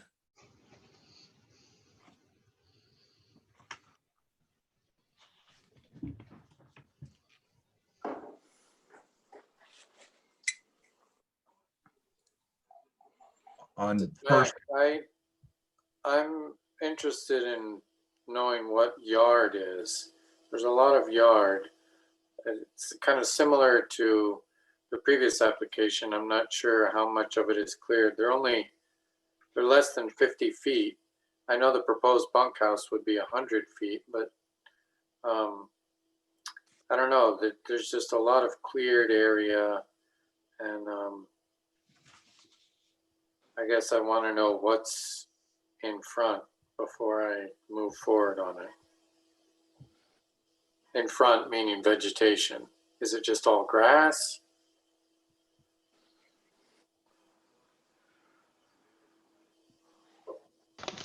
The site plan that I'm looking at right now shows a lot of wooded area.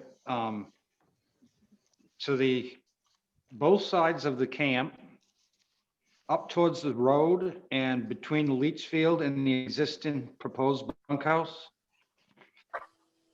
Those big areas that say wooded.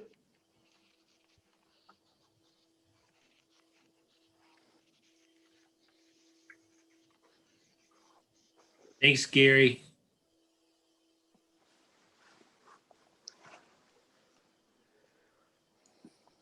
I would just, I think we need to make sure, I don't disagree with Mac, because although this is a fairly good site plan by the, compared to many that we receive, and it does include showing wooded areas. We need to be careful, though, that we're not going beyond our jurisdiction and not just reviewing what's proposed versus what already exists. We don't have a remedial function Right. with respect to water quality. Well, I see your point, but if it's a non-conforming lot, we shouldn't make it more non-conforming. And Correct. if the point is to improve water quality, then I think if you're going to be constructing, then you need to be at the same time dealing with that construction. Agreed. Mm-hmm. And the reason why this is before us is because it's a non-conforming lot.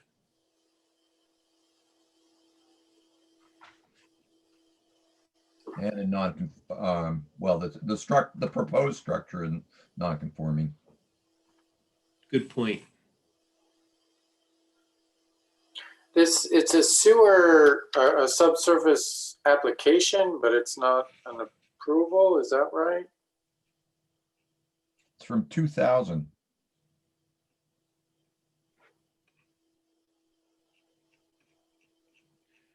Oh, from 2000, obviously. Yeah, so it must be for the existing system.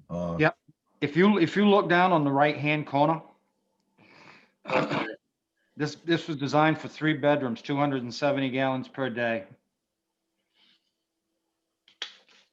And his application says that there's currently 1 and he'll be adding 1.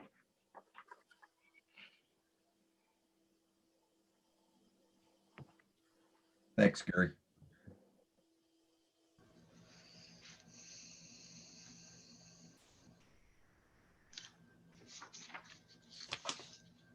So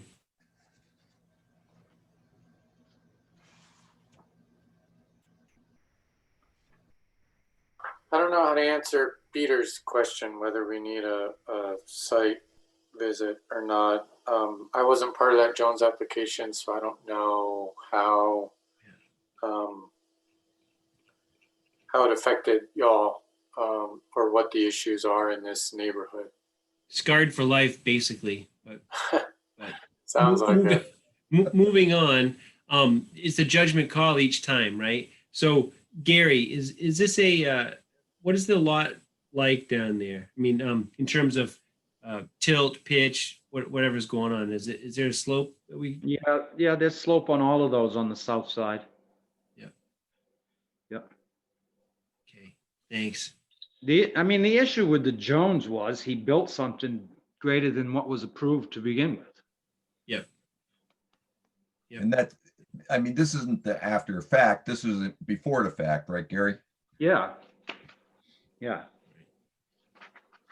I mean, it's pretty small structure It is. compared to, well, in general, and particularly compared to what the Joneses proposed. Well, the Joneses wasn't proposed. The Jones did something more than what was approved. Exactly. So with this particular application that's in front of us, looking at, what the hell is this? I don't know, page 4 or something. I'm looking at the, it's like a sketch plan or something. Of the building? I guess so. I'm seeing existing camp. Oh, the site plan? I guess so. Yeah, that's the And I site see, plan. smack dab in the middle of it, something that says proposed bunkhouse. That's it. That's the proposed building. So that's pretty small. 192 square feet.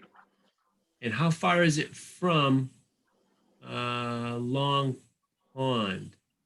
About 110 feet, Yeah, according to the scale. yeah. And there's a, did you get the photo that shows what the building looked like? Yeah, There's an illustration that's Yeah, in here. yeah. And it looks like, Gary, it shows like a shed, there's a sort of a shed dormer that has an Yeah. X and a door with an X in it. So They're not doing that. they're not doing that. So Trying to really find- simple little thing. Yeah, they're just doing the door that you see on the end. Okay, thank you. Gary, do you happen to know, on question number 7, total lot area is 39,600, and then lot area within the shoreline zone, I believe it's the same number, isn't it? Isn't it all within the shoreline zone? Let me see, where am I looking? Yeah, it is. He left that blank, I see. It's all within the shoreline zone. Thanks. Okay, great. It's 220 feet deep on one side and 230 on the other. Oh, yeah.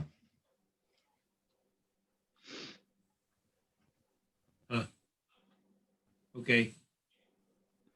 And I'm seeing some other little things. There's an open shed and a locked shed. They're all staying, right? Nothing's coming down. They're just proposing to add this on Correct. it.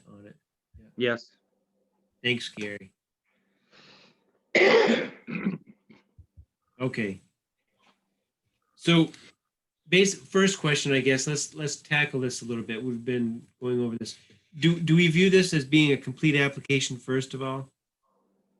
It's got, I think, all the things that we've outlined in the permit application. The site plan. Is there stormwater runoff control measures? I saw subsurface stuff. Let me look.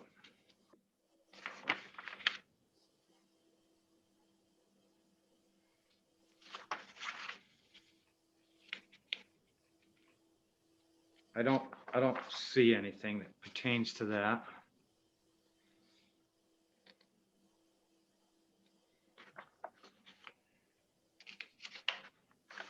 Okay.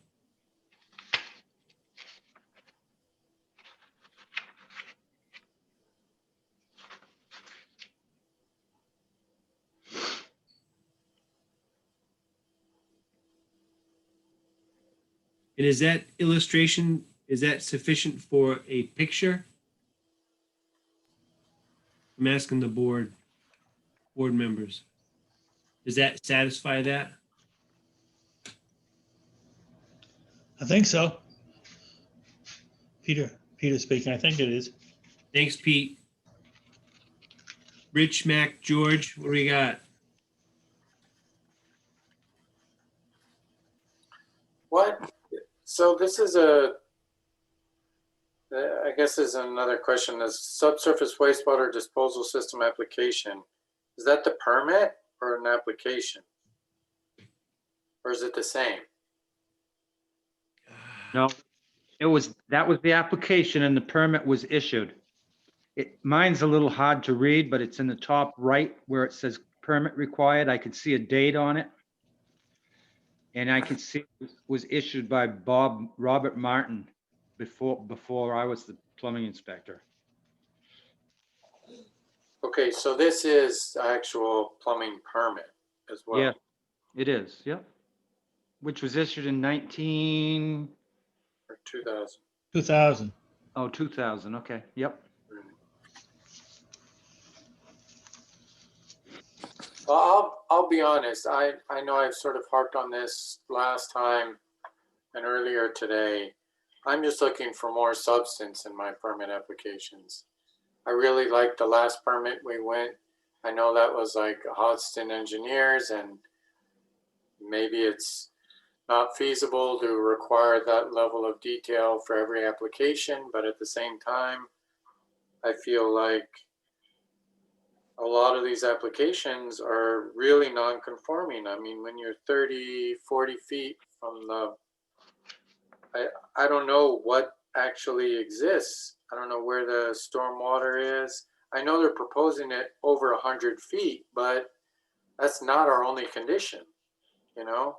That's great that they're proposing it over 100 feet from the water, but I'd like to see more on the application.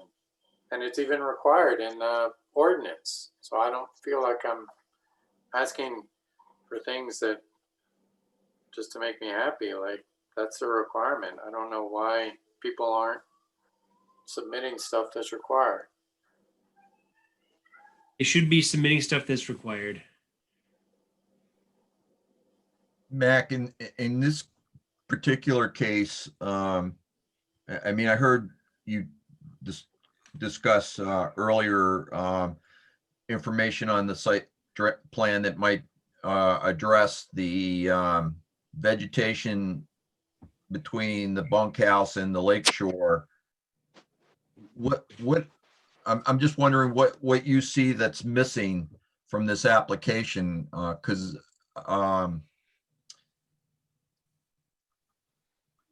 I guess I'm not entirely understanding. I don't see, it says wooded, the words there, but it doesn't have any delineation of where the woods end and where the yard begins. And what does yard mean? Yard could mean grass, or it could mean compacted gravel, or it could mean small shrubs, you know? I mean, how much infiltration are we getting there? I ask in part because we don't, and the ordinance doesn't necessarily rely on what's there currently to deal with stormwater and the stormwater carrying phosphorus to the lake. Which is why we always have a condition to require the application of best management practices to keep as much of that stormwater on site infiltrating into the ground. So even if it was all lawn, it shouldn't make a difference in terms of the increased amount of volume of stormwater coming from that one structure that's being proposed. That, as I mentioned before, we don't have the jurisdiction to require it on the existing camp, for example, or from the, from other impervious surfaces that are pre-existing.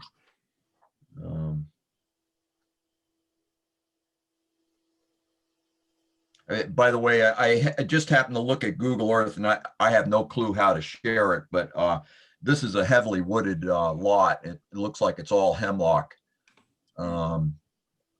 in terms of the overstory, what's on the ground surface? Like, there's no way for me to know that, but That would be my recollection. Not that I go down to Sandy Cove Road a lot, but last times we've been down there, driving down that road, you get to that place where you either go left or right. There are all kinds of mature trees all around down there. As opposed to like, cleared of vegetation. It's not that at all. So I'm trusting what you're saying and based on my recollection. So Gary, I have a question for you. One thing that is missing from the site drawing is where the sewer line will go from the bunkhouse to the existing sewer line that, to the septic tank, and then I assume is pumped uphill to the leach field. It is. The bunkhouse will go, if you see where the septic tank is behind the existing camp, Yes. it'll tie into that same tank. You'll see Okay, where one line comes out of the existing and goes into the corner of the tank, and the other one will come into the other side of the tank. Okay, Yep, that's what I assumed, but yep. Right. The sewer line remains the same. There's no trenching or anything. yeah, I assume that this is a pump system because they're pumping uphill. Yep, it is.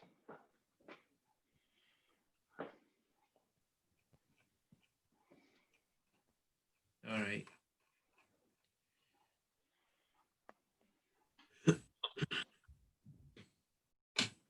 What else do we have on this?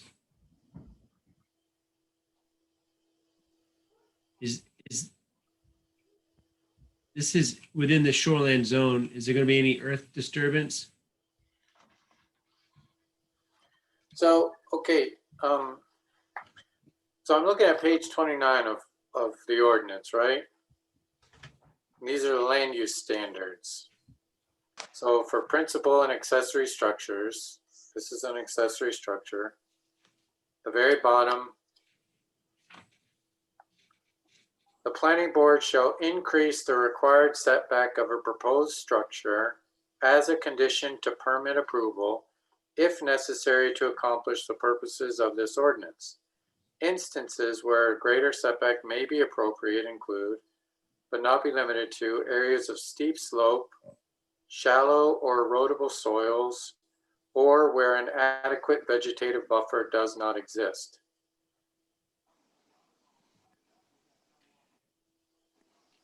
So are you saying that with the understanding this has a sloped lot, that would I don't know if it's a sloped lot. The application doesn't tell me that. I don't know what the vegetative buffer is between the proposal and the water line. It says yard. Again, I don't know what that is. There's no pictures. There's no description.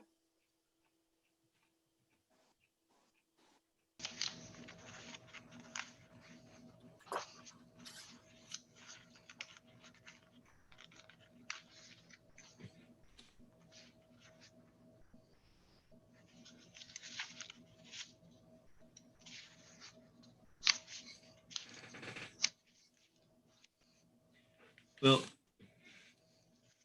Gary, you said this is it is slightly sloped going down there. Would you consider it? This is not resource protection though, so it's not steep, right? That's correct. And it's heavily wooded. Like George said, Google Earth shows huge either hemlock or cedar trees. It's Yep. very thick. Right. So, Mac, it sounds like you'd like to have more information to help you make a decision. What do you propose then? I don't think it's a complete application.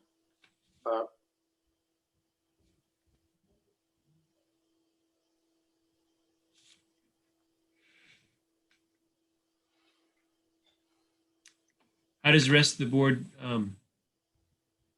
feel about that aspect of this? Do we have sufficient information to make an informed decision, or do we not? All right, I'm thinking, I think, trying to consider, where Matt's coming from, I think, and he's new, and he's thinking on the correct lines.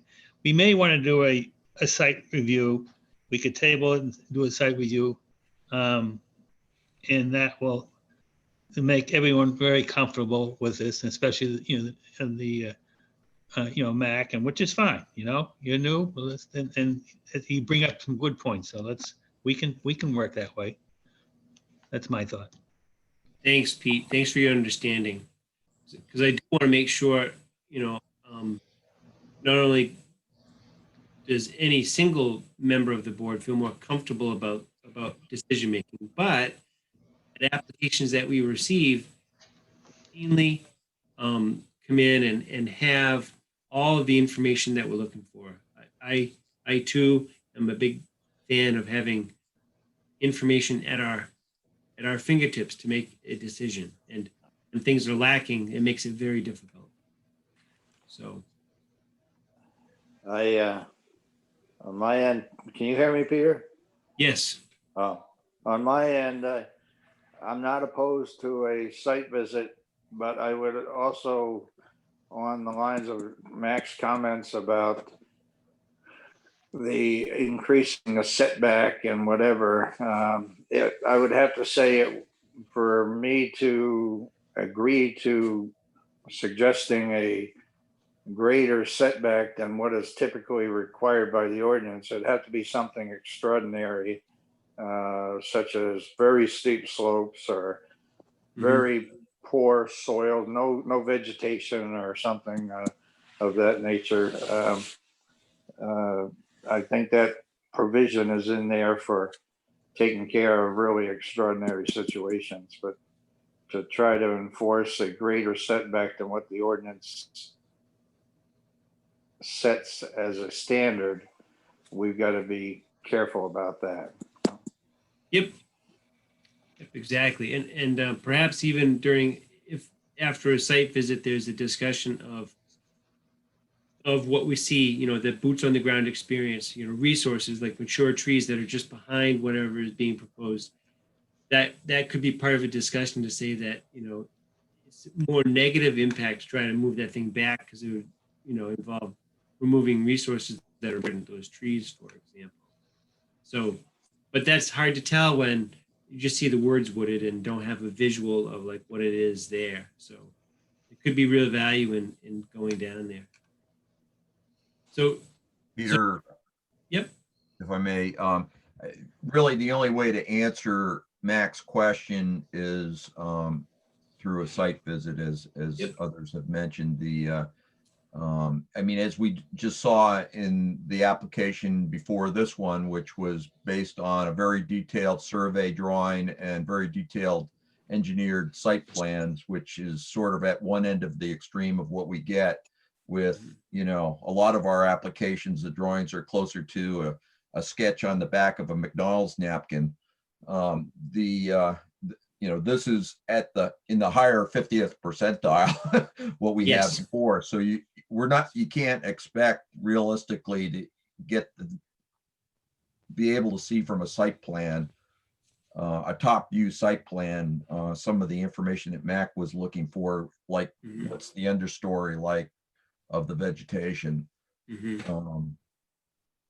Only a site visit will give you that. Yep. Great point. So site visit sounds like it would be the way to go.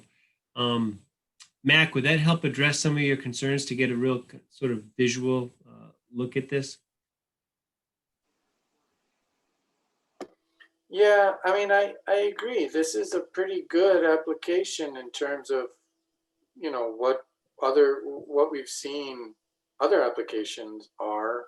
So I kind of feel bad sort of holding this one up. But at the same time, I do feel kind of like the last discussion we had. This could be an example of how we should be upping our standards in terms of what our expectations are. I don't necessarily want to have to do a site visit on every application either. And We Right. shouldn't have to if we're given appropriate materials in the application. And the ordinance clearly says what those appropriate materials are. So Yep. I don't think it's unreasonable to be asking for what's in the ordinance. Agreed. And getting back to an earlier point that you brought up, and I agree with it, however we handle the eight items listed, for the findings of fact, if we're going to go forward and address those things, we have to have some assurances. So in this case, those conversations a little bit more. Having said all that, we need to schedule a site visit. So Peter, can I just say something? sure. I would say that this site plan matches as close as possible to the example that George drew that we give out to people when we hand them an application. Yep. If we want more, then we should redo that and perhaps show where every tree is and every bush is and all of that. Because this matches to a T the example that we hand out.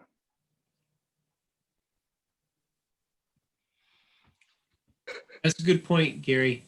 So it's a good point. I think we need to be careful that we're only requiring what the ordinance requires and not more than what the ordinance requires in the way of the application. I mean, if you review the, what's listed in the in section 16 C, like for site plan, contours aren't required. Showing understory versus overstory is not required. And that comes straight from the, DEP's model ordinance.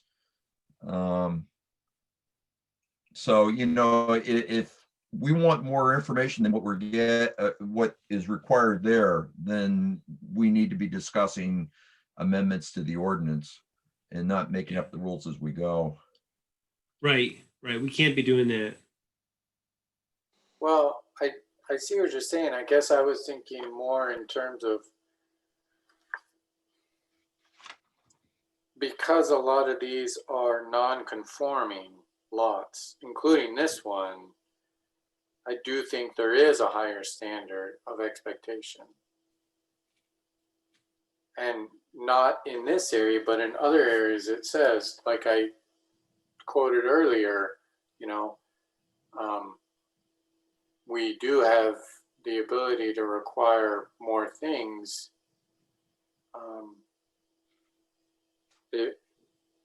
given certain conditions on site, but we don't know what those conditions are. And I agree, Rich, that was a good point that, that's in there for extreme cases. I agree.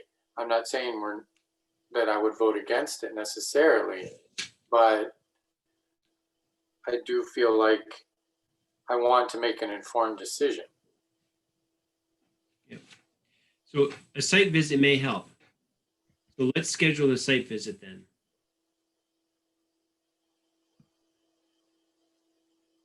Pick a date. Yep.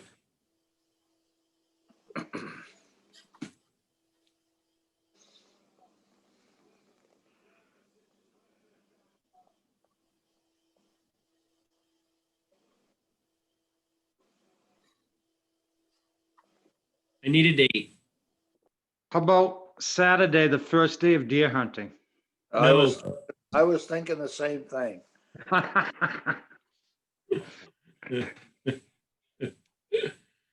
Not.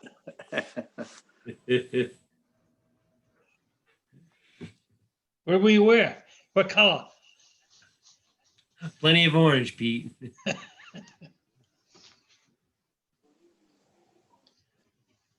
I'm okay with that, except I work Saturday, Sunday, so I can get over there some other time.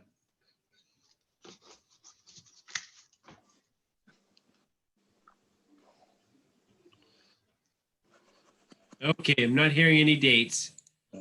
And really, the only time I can get there is a Saturday or Sunday at this point. How about,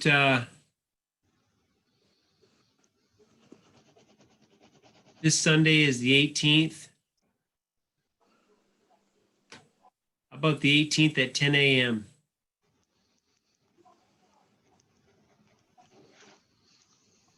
I can do that. Okay. I won't be able to make that, Peter. Which is fine. There's no reason why I have to be there. Once, at least a couple of you can make it, and Mac in particular. Yeah, I mean, for me, I don't want to go alone. Y'all might, obviously y'all are more experienced. But for me, I want to have at least one other person to tell me what y'all do. That's smart, just generally speaking anyway. Yep. Because it's a, we're not making decisions, right, Mac, at those site visits? It's strictly information gathering. Right, okay. Yeah, and just gotta make sure you avoid getting into substantive discussions with the landowner, so you don't have ex parte communication. Right. That's an excellent point. Gary, do you know if we can have permission to visit the Forsberg property on Sunday? I don't know, but I think they went back to Virginia. I'm not sure.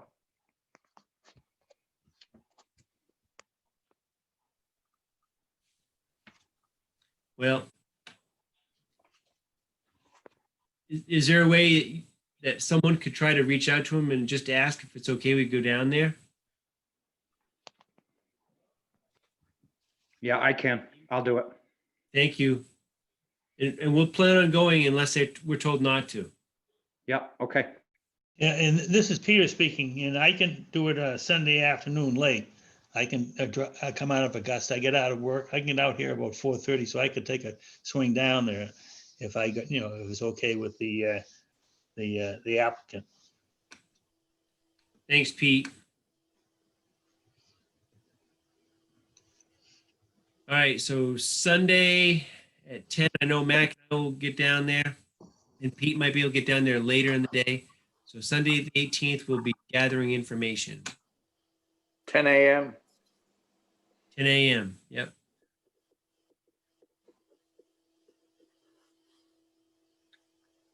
I believe just procedurally, as long as it's less than 3 people there at any given time, we avoid having a public meeting that has to be advertised. Right.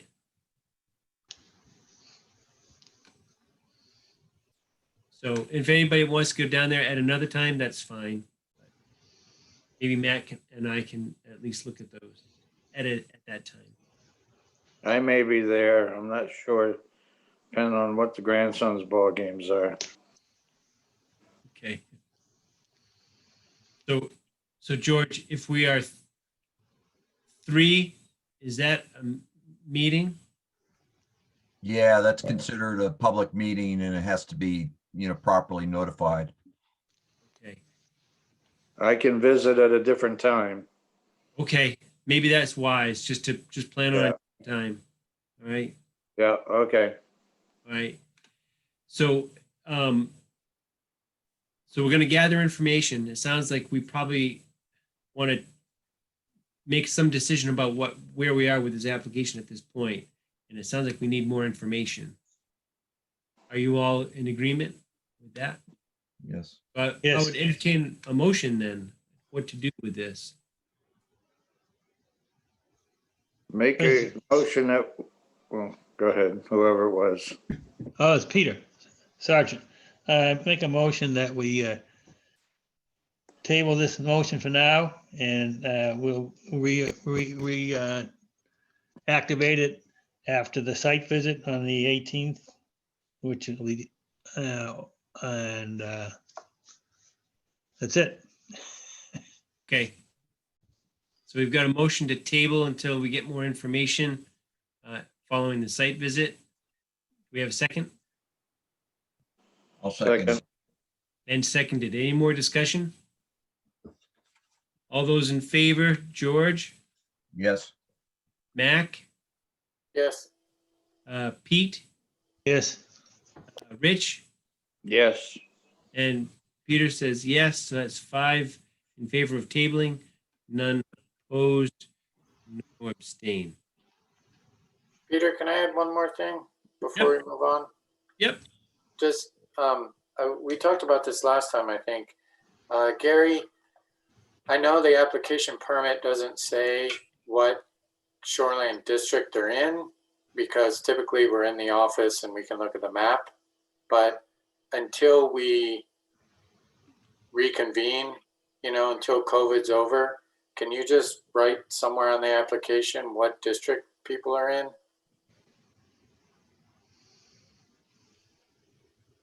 Or have them write it or something? I assume these are all Yes, I can. residential, general residential or whatever, but just so I know. I can. All right, Thanks, Gary. Thank you. Okay. So we have some minutes to go through, right? That's it for.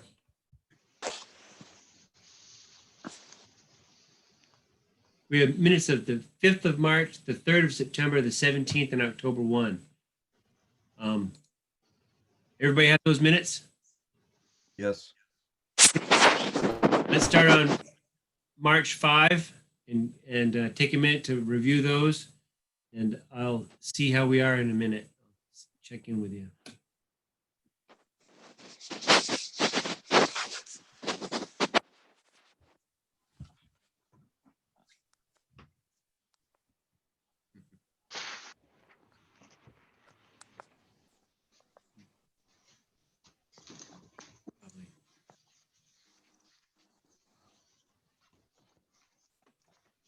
Okay.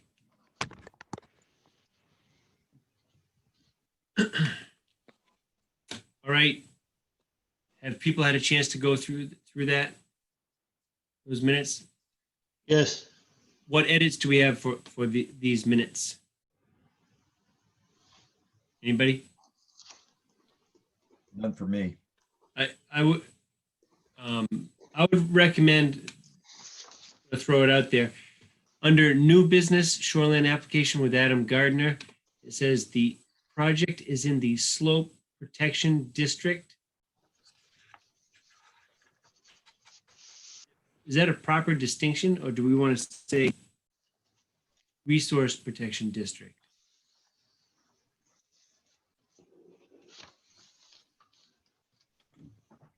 I think you're correct, Peter, in that. Yeah, you're right. So I'm going to suggest that we put the project in the resource protection district rather than slope. Peter, Yes, Gary. what permit did we issue in a resource protection slope district? I don't know, because as I'm saying this, And I'm saying, how did we do that? You may recall there was a piece of flat ground up closer to the camp road, and they Okay. limited the entire project to it. Okay, yeah. Is that Adam? Yes. It was pretty carefully crafted. Okay. Yep. Yeah, Andy Dunbar did it. yep. Okay, I remember. So that's my only thing. Does anybody else have any comments or suggested edits? Mac? I wasn't here then, so. Okay, thank you. Pete, you have anything? No. Rich, anything? No, Okay. So just one suggested edit, that was it. Anything else? I would entertain a motion on these minutes then. I'll make a motion to approve the minutes as amended. Motion. You need a second? second, And seconded. Any more discussion? Hearing none. All in favor? George? Yes. Mac, I'm going to skip over you because you weren't there. Pete, Yes. Roger's not there. He's not here. Rich, Yes. and I'll say yes. So that's 4 in favor, none opposed. All right, that's that one. Next are minutes from September 3rd. I'm going in order here. Let's take a minute to review those.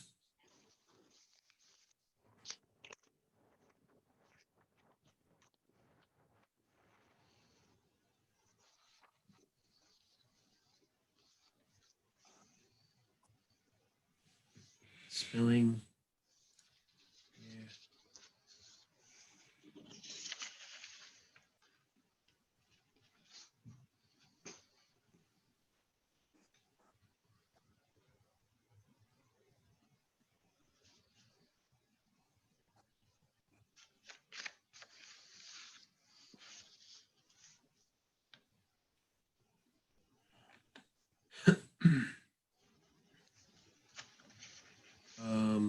Okay. What suggested edits do we have for the meeting minutes from September 3rd? None on my part. Mac, anything? No. Pete, did you have anything? No, I don't. Rich, anything? No. One minor thing I was thinking of under new business, after it says purpose, add second story, the sentence says the board reviewed and the commercial application and noticed some things. I think we should say noticed. Add a D there, proper spelling. Yeah. That's it. Small. Anything else?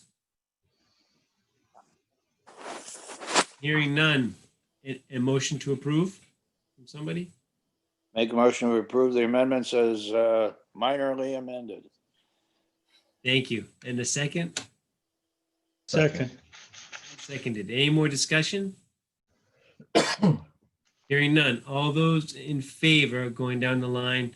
Mac, you're first in line. Yes. And Pete, Yes. George, Yes. and Rich. Yes. And I say yes. So that's 5 in favor, none opposed. Minutes approved. Now the big one. Minutes from September 17th. Take a minute to look at those. I'm hoping people looked at this first, but let's take a minute.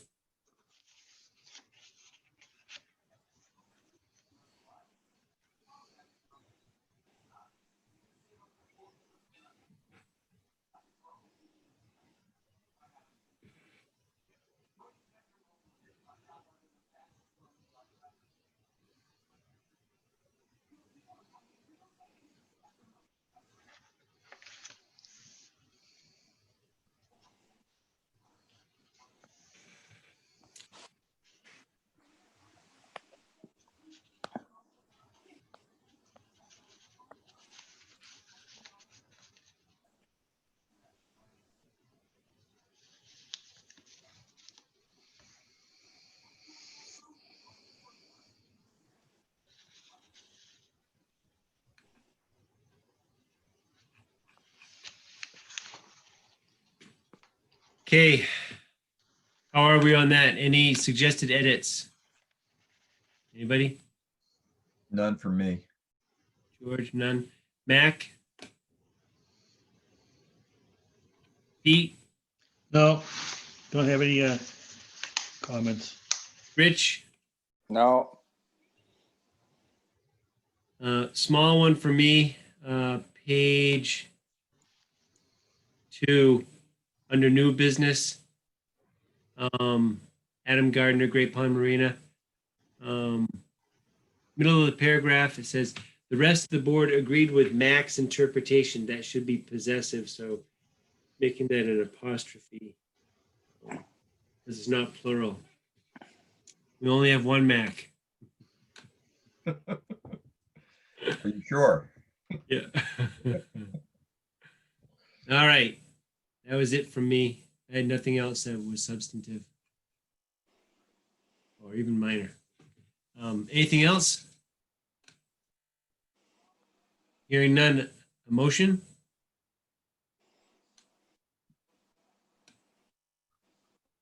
I'll make a motion to approve the minutes as amended. Minor as they may have been. Thanks. Second, Second, any other discussion? All in favor, George, Yes. Mac, Yes. Pete, yes. Rich, Yes, and I say yes. So 5 in favor, none opposed. Thank you. On to October 1st. This is the big findings of fact discussion. Or is that right? Peter, can I ask a question? Yes, sir. The first minutes we went over today were they the March, it says March 5th. Is that what they actually were? I'm assuming so. Okay. As was I. Yeah. What's that? As was I. Okay. I was just looking at that date and I'm thinking, geez, that's a long time ago. Yeah, pre-COVID, man. So right? That was the last one we had in person.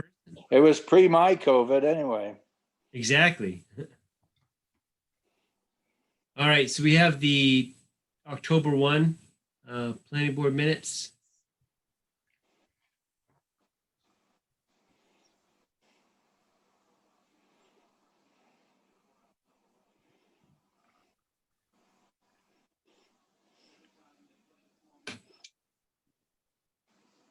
And Pete, if I understand it correctly, you were not there on October 1. Well, that's why I don't have the minutes. Yep. Okay. Okay, All works out. just take a minute to go through these.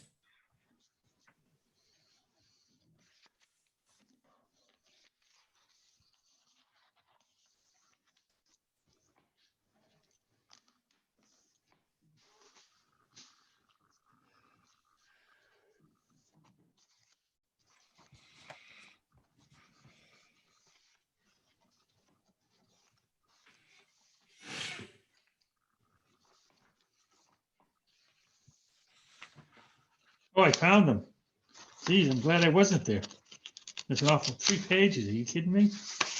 I know, it was a lot.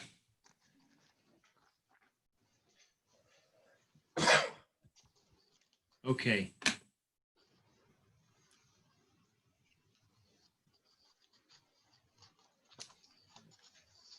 Good. Any edits on these? They're excellent minutes, I think.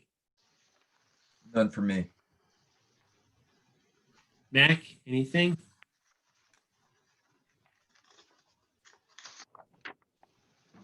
Was that a no?